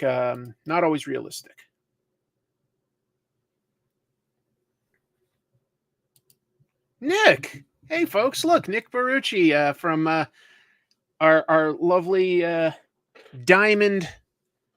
I'm getting tired, Nick. Sorry. Dynamite. As far as what Dynamite's putting out these days, I know a lot of people love Army of Darkness and Redstonian stuff, but the one I recommend, folks, is this. James Bond 007. Garth Ennis. I think his name's like Rafa Labosco. Rafa. I don't know how to pronounce it, but this is actually a really good Bond comic that Dynamite's putting out. Hey, Nick, loved your interview. That's nice. Yeah, Nick has the EXP as a YouTube channel, and they have all sorts of comic book related shows on there, including Nick will frequently do claim sales, live claim sales. Really cool stuff. We'll talk, Nick. That it's a little intimidating to think of talking to certain people like what do you call it? Matt Wagner. They're luminaries in the world. I get intimidated. Yeah, right. They've got Space Ghost coming up. Yep. Probably won't do an episode on Akira Yoshida. Probably not, but you never know. Hello. You know what? I forgot to talk about that, but X-Men 97. So, when X-Men 97 came out, at least for a bunch of that, I was in college. I wasn't watching as much TV when I was in college. I was doing other things with my time. Studying. What do you think? I did see a bunch of the first season, and I liked it, but I didn't keep up with that show. But even though it's remixed, the X-Men cartoon always did a pretty good job of literally adapting some of the famous books, especially by Chris Claremont. And so I jumped onto X-Men 97 to see what I could see. And I could fall right in because it was adapting comics I'd read, but remixing it for like more of today. I thought especially episode 2 was really good. And you can have some complaints probably about the animation potentially. Like that's sort of personal preference and taste. It's okay for me. I liked the characterizations and the story. I liked X-Men 97 quite a bit. Quite a bit. Let's see. You mentioned that Friday Foster was the first African American strip protagonist, but that may be Bungleton Green, who appeared decades before her. Boy, I don't know that one. That was syndicated? I again, let me put in that qualification: syndicated, because otherwise, like I think Torchy by Jackie Orms predates that, but I don't know. I'm sure we'll get more Gambit. I'm sure we will.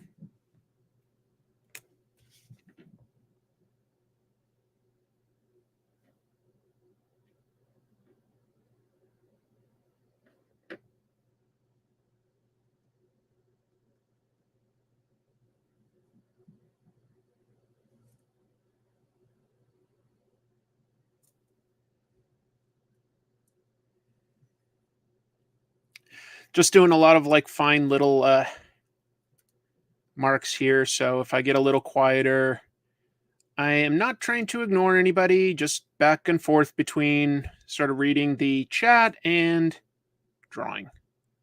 And maybe I can do this whole drawing tonight if I work fast enough. We'll see. We'll see. Space Ghost Coast to Coast comics are great. I've bought them again recently.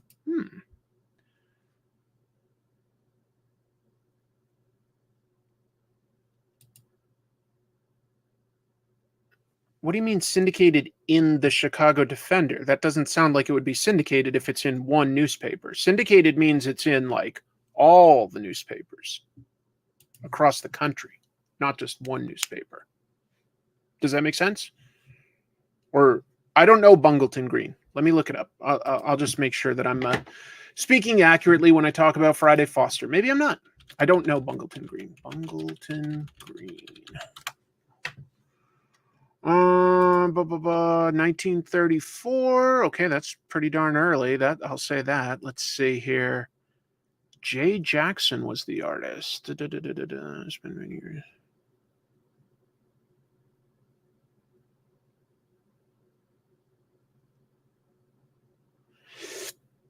Yeah, it doesn't sound like this was syndicated.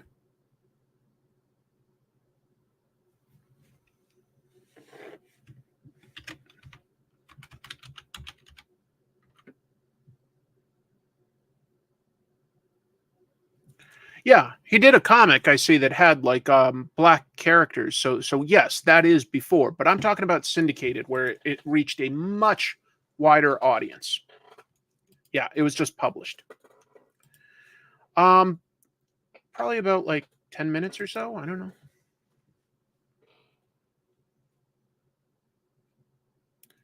You've been drawing indie comics since 1000. I'm not that old. You think I'm 1024 years old? Wait, I wouldn't have even started when I was a baby. Think I'm older than 1024? I'm not. Boy, I gotta start working out, folks. If I'm looking that bad.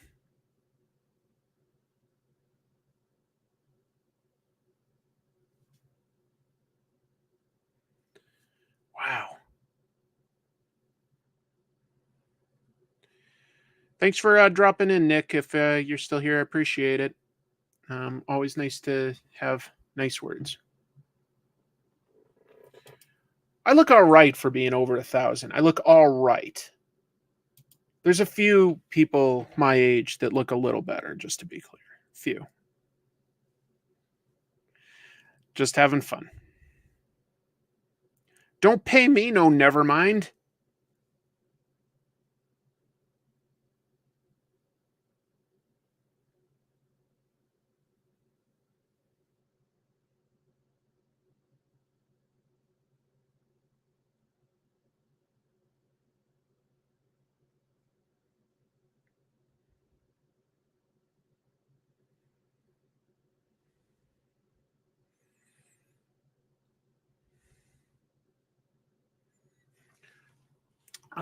Let's see. Yes.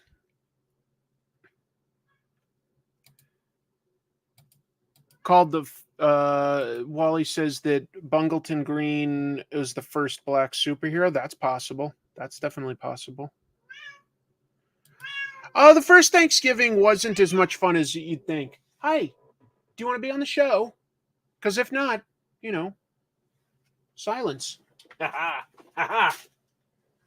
Almost got him. Almost got him.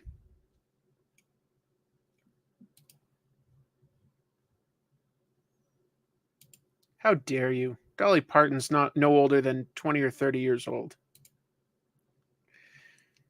No, Dolly Parton is a national treasure.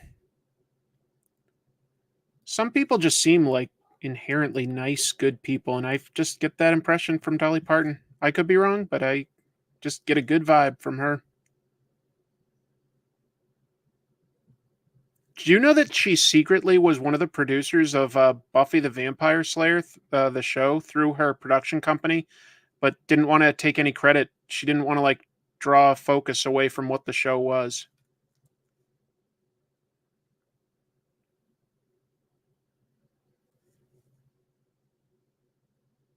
Anyway. And a great singer.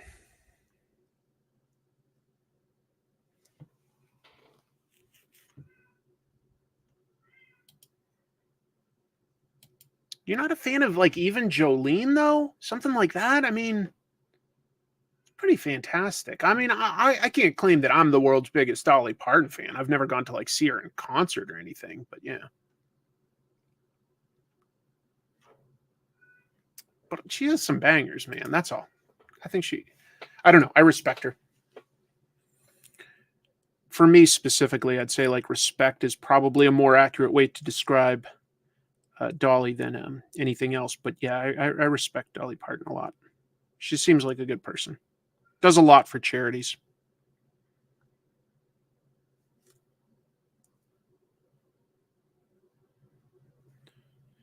Sorry if my cats are too loud tonight.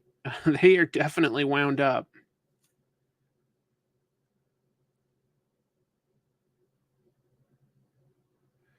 I guess they're kind of always wound up, though. I've got a pair of rascals.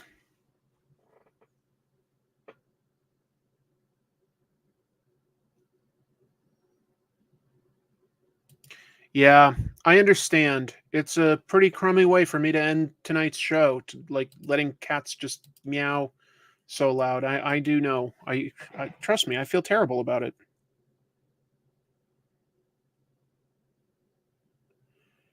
Don't feel good at all about how bad my cats are behaving. It reflects on me, how I've raised them.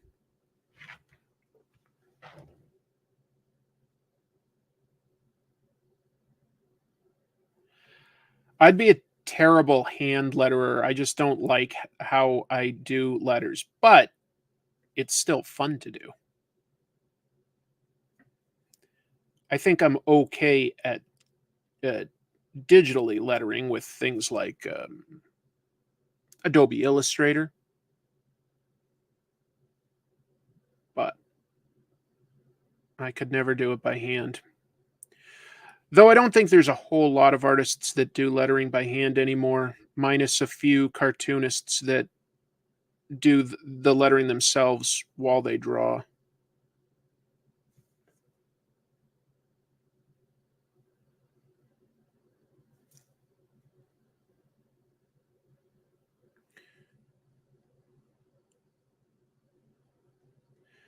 Does anybody out there have a favorite letterer in comics? I'll be impressed if you do. Yeah, that's fair.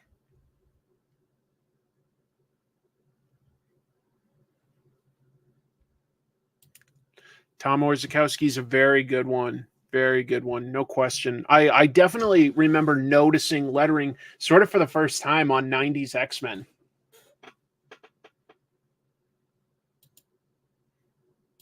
Oops. I don't know the guys that letter the SpongeBob comics. Archie letters every year. Okay. The one from Sandman. I'd have to think about it. Oh, don't care about least favorites.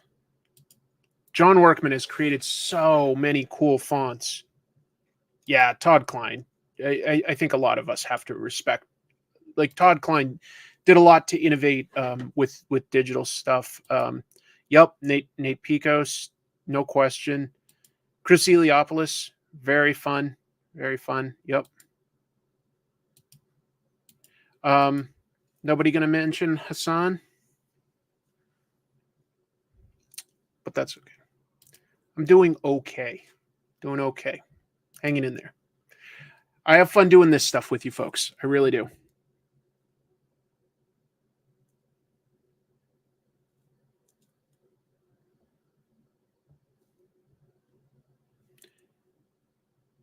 This is going slightly slower than I thought I would be able to do. I'm the worst.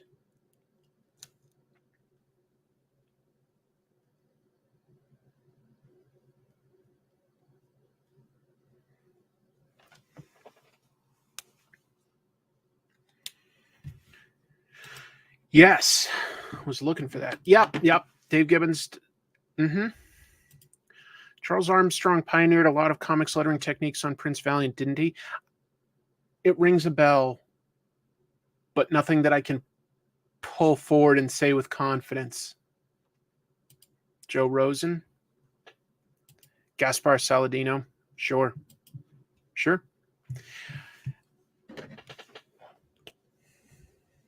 I get it. Yeah, you guys are such a knowledgeable audience. I love it.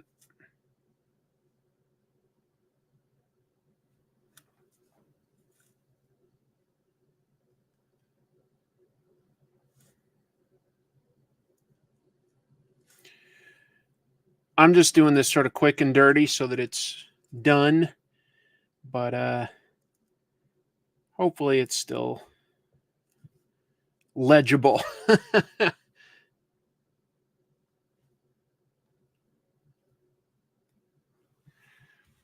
Oh, wow. Yeah, Stan Sakai is a great call. Great call. Stan's very good. Very good.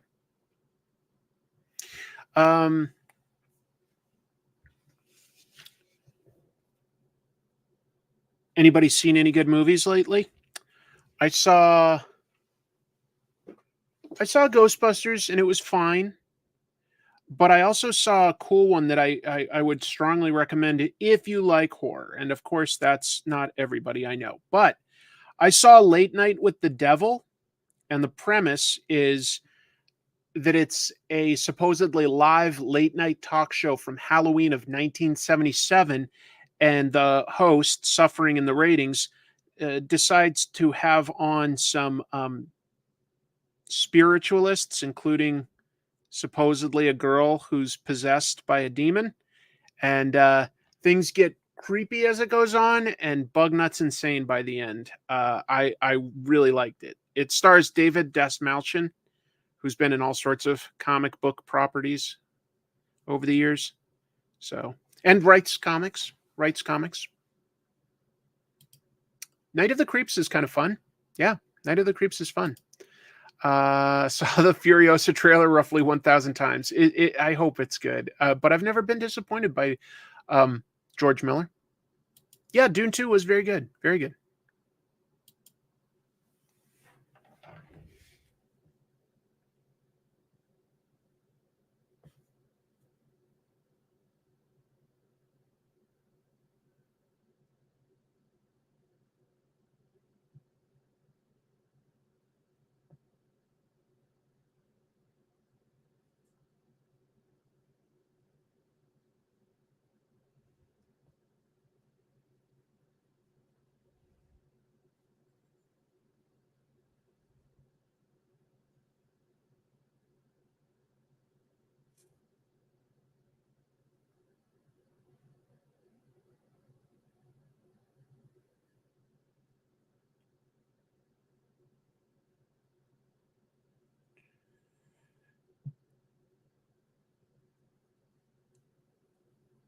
I'm having fun. That's why I got quiet. Yeah. It is kind of reminiscent in some ways of that, but I really liked it. I watched Showing Up by Kelly Reichardt. I don't know that one. I don't know that one. I never caught House of Usher. I heard it's good, but I didn't see it.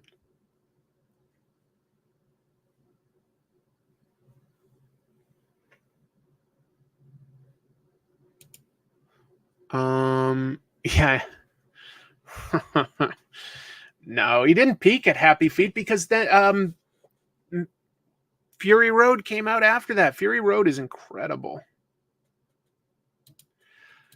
Oh, sorry. Yeah, it gets quiet and a little more chill at the end. I know the views drop off and everything, but I sometimes this is just a nice cool down for me to just sort of draw and lightly chat. I know the vibe has definitely changed from talking it through the news and everything. Thank you, Kitty. Would you like to say hello?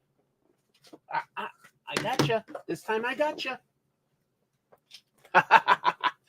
Oh, got a Jack. Oh, wild Jack.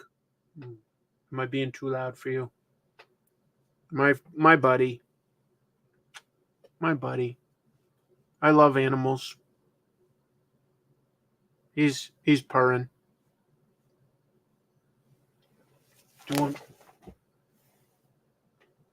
Good boy. Thank you for joining us.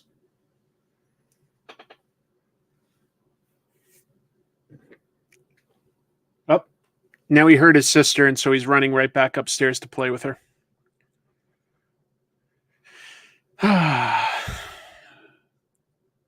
They are an interesting pair to raise. Someday I'll get a dog, and all of my problems in the world will go away. It will love me unconditionally and behave, and everything in the world will be all right. My depression will go away. It's just going to be incredible. Oh, thank you so much, man.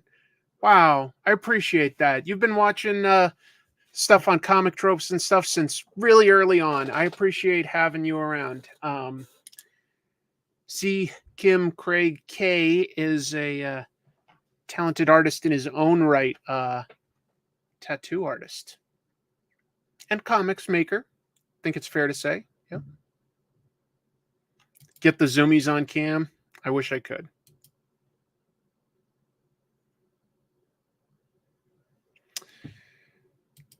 Oh man, I remember reading that stuff when it came out monthly. Loved it.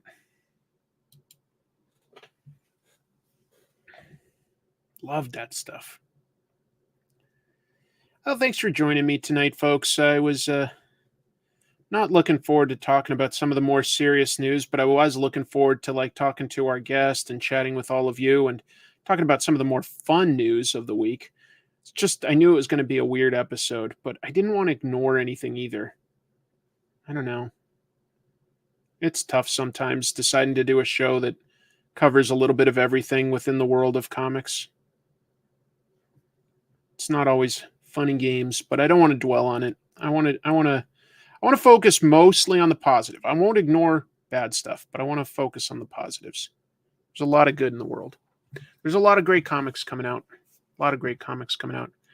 How many cats have you had in your life?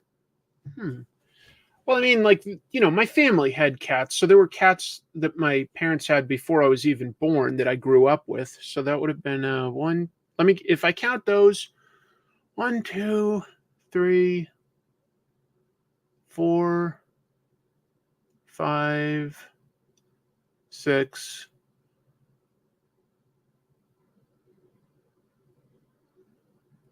7, 8, 9, 10, 11, 12. I guess I'm on my 13th cat, my 12th and 13th cat. Yeah. Favorite cat in comics? That's a fun, interesting question. I mean, my mind jumps to Garfield, but honestly, I don't really love Garfield anymore. I definitely did when I was a kid, but I don't really love Garfield now. What would be my favorite cat in comics? Talkie Tawny from Captain Marvel? Maybe? Crazy Cat? Or from Ignatz and Cat? That could be interesting. Yeah, Dex Star, Top Cat, Hobbs. Ooh, Hobbs would be way up there. Probably not Fritz the Cat for me. Heathcliff, I've heard, has become very funny with the current writer. They just went surreal, which is kind of cool. Yeah, Ignatz. Ignatz is who I was thinking of. Black Sad is a decent choice, but I think Ignatz would probably... No, for me personally, you know what? I'll call Hobbs a cat, and I'd say Hobbs, because I love Calvin and Hobbes, man. Someday I will do an episode discussing it. I think most people that like it already know about it and its history and stuff, but it's still worthy of analysis. Yeah. Boy, I think just the best comic strip ever, but at least in terms of humor.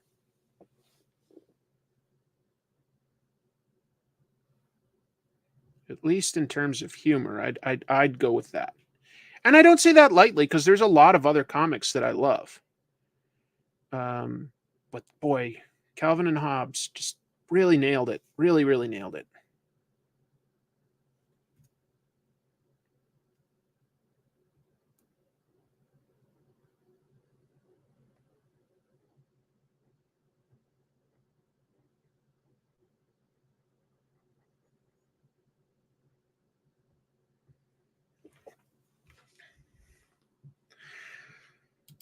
Farside is fantastic. Absolutely a favorite. Absolutely a favorite. Love Farside. Gary Larson's incredible.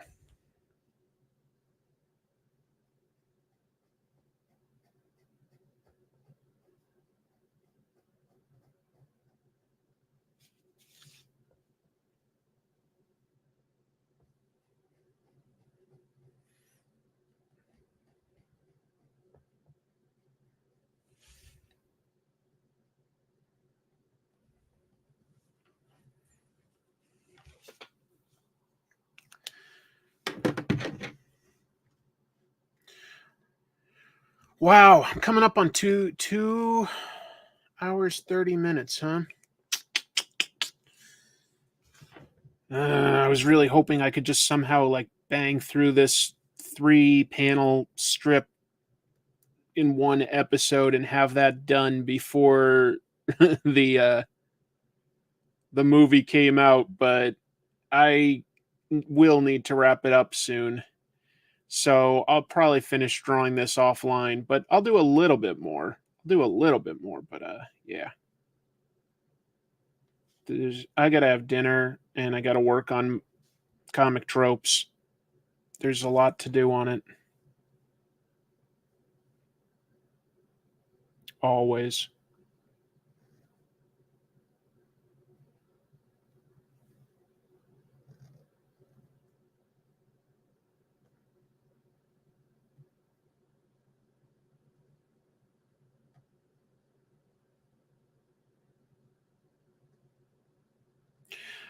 I hope you guys are all doing well, though, guys, gals, everybody. I really appreciate you being here. It's part of what makes this show fun for me, is getting to chat with people that also love comics and have interesting opinions and jokes. You really are part of what makes this show. It's not just me. It's the fact that there's a live audience to interact with. So yeah, Cat Grant. Honorable mention to Thundercats. Yeah, it was an interesting story. I appreciated it. If folks don't know, Bill Watterson hasn't really done too much since he retired from Calvin and Hobbes, but he did co-write this book called The Mysteries. And it's an interesting story. Watterson did this in collaboration with another cartoonist named John Casht, and it's an interesting story. Very cool, very different, but cool. Well, thanks for jumping in. Yeah. While it is the tail end, not quite done yet. So peck away at just a little bit more. I will see the King Kong Godzilla movie that I'm sort of joking about here. I will go see it, but it doesn't look like one of the better ones. I just happen to be a total sucker for like big monster movies. Like I love kaiju type stuff, whatever you want to classify that as. I love it. So I'm a sucker for it. I'm more likely to enjoy it than the next person, be more forgiving because I just sort of like that stuff. But it doesn't look that great necessarily. I hope I'm surprised. I hope I'm surprised. That would be nice. That would be nice. But I will go see it. I will. Because that's the kind of guy I am this week. I think that was a Simpsons joke, if I'm remembering right. That's the kind of guy I am this week. What isn't a Simpsons joke? Even if you think you've come up with a real joke, Simpsons has been going for so long, there's a good chance that you've accidentally made a Simpsons joke. No shade.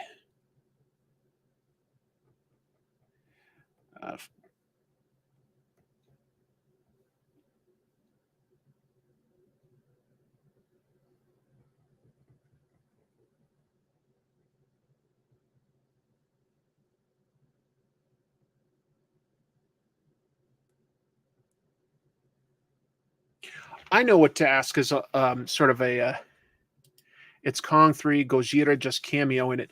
I worry about that. I love King Kong though, so I'd still probably enjoy it, but if you're going to put Godzilla in the title, Godzilla better have a big role in it. It doesn't help Godzilla versus Kong that Godzilla -1 came out so recently and was absolutely fantastic. Fantastic. Mothra versus Godzilla. What's that on like the Pluto channel? Yeah, I think that's the way to go at a certain point, you know. Go over the top. That's fine. Like I can enjoy that stuff. There have been some very over the top Godzilla movies that I have still enjoyed that are just flat out not really good. You know, Godzilla versus Megalon, not a good one, but still kind of enjoyable and entertaining. I am a sucker for Jet Jaga. I am a sucker. Context. Phrasing.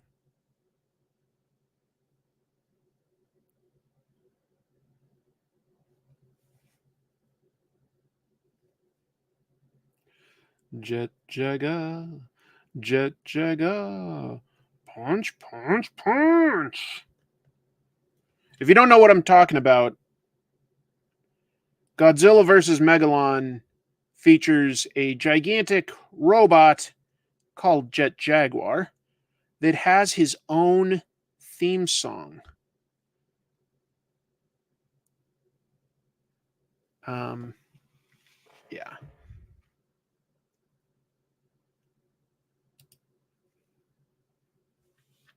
It's so good. Right. Right. George Harriman, by the way, really important in comics.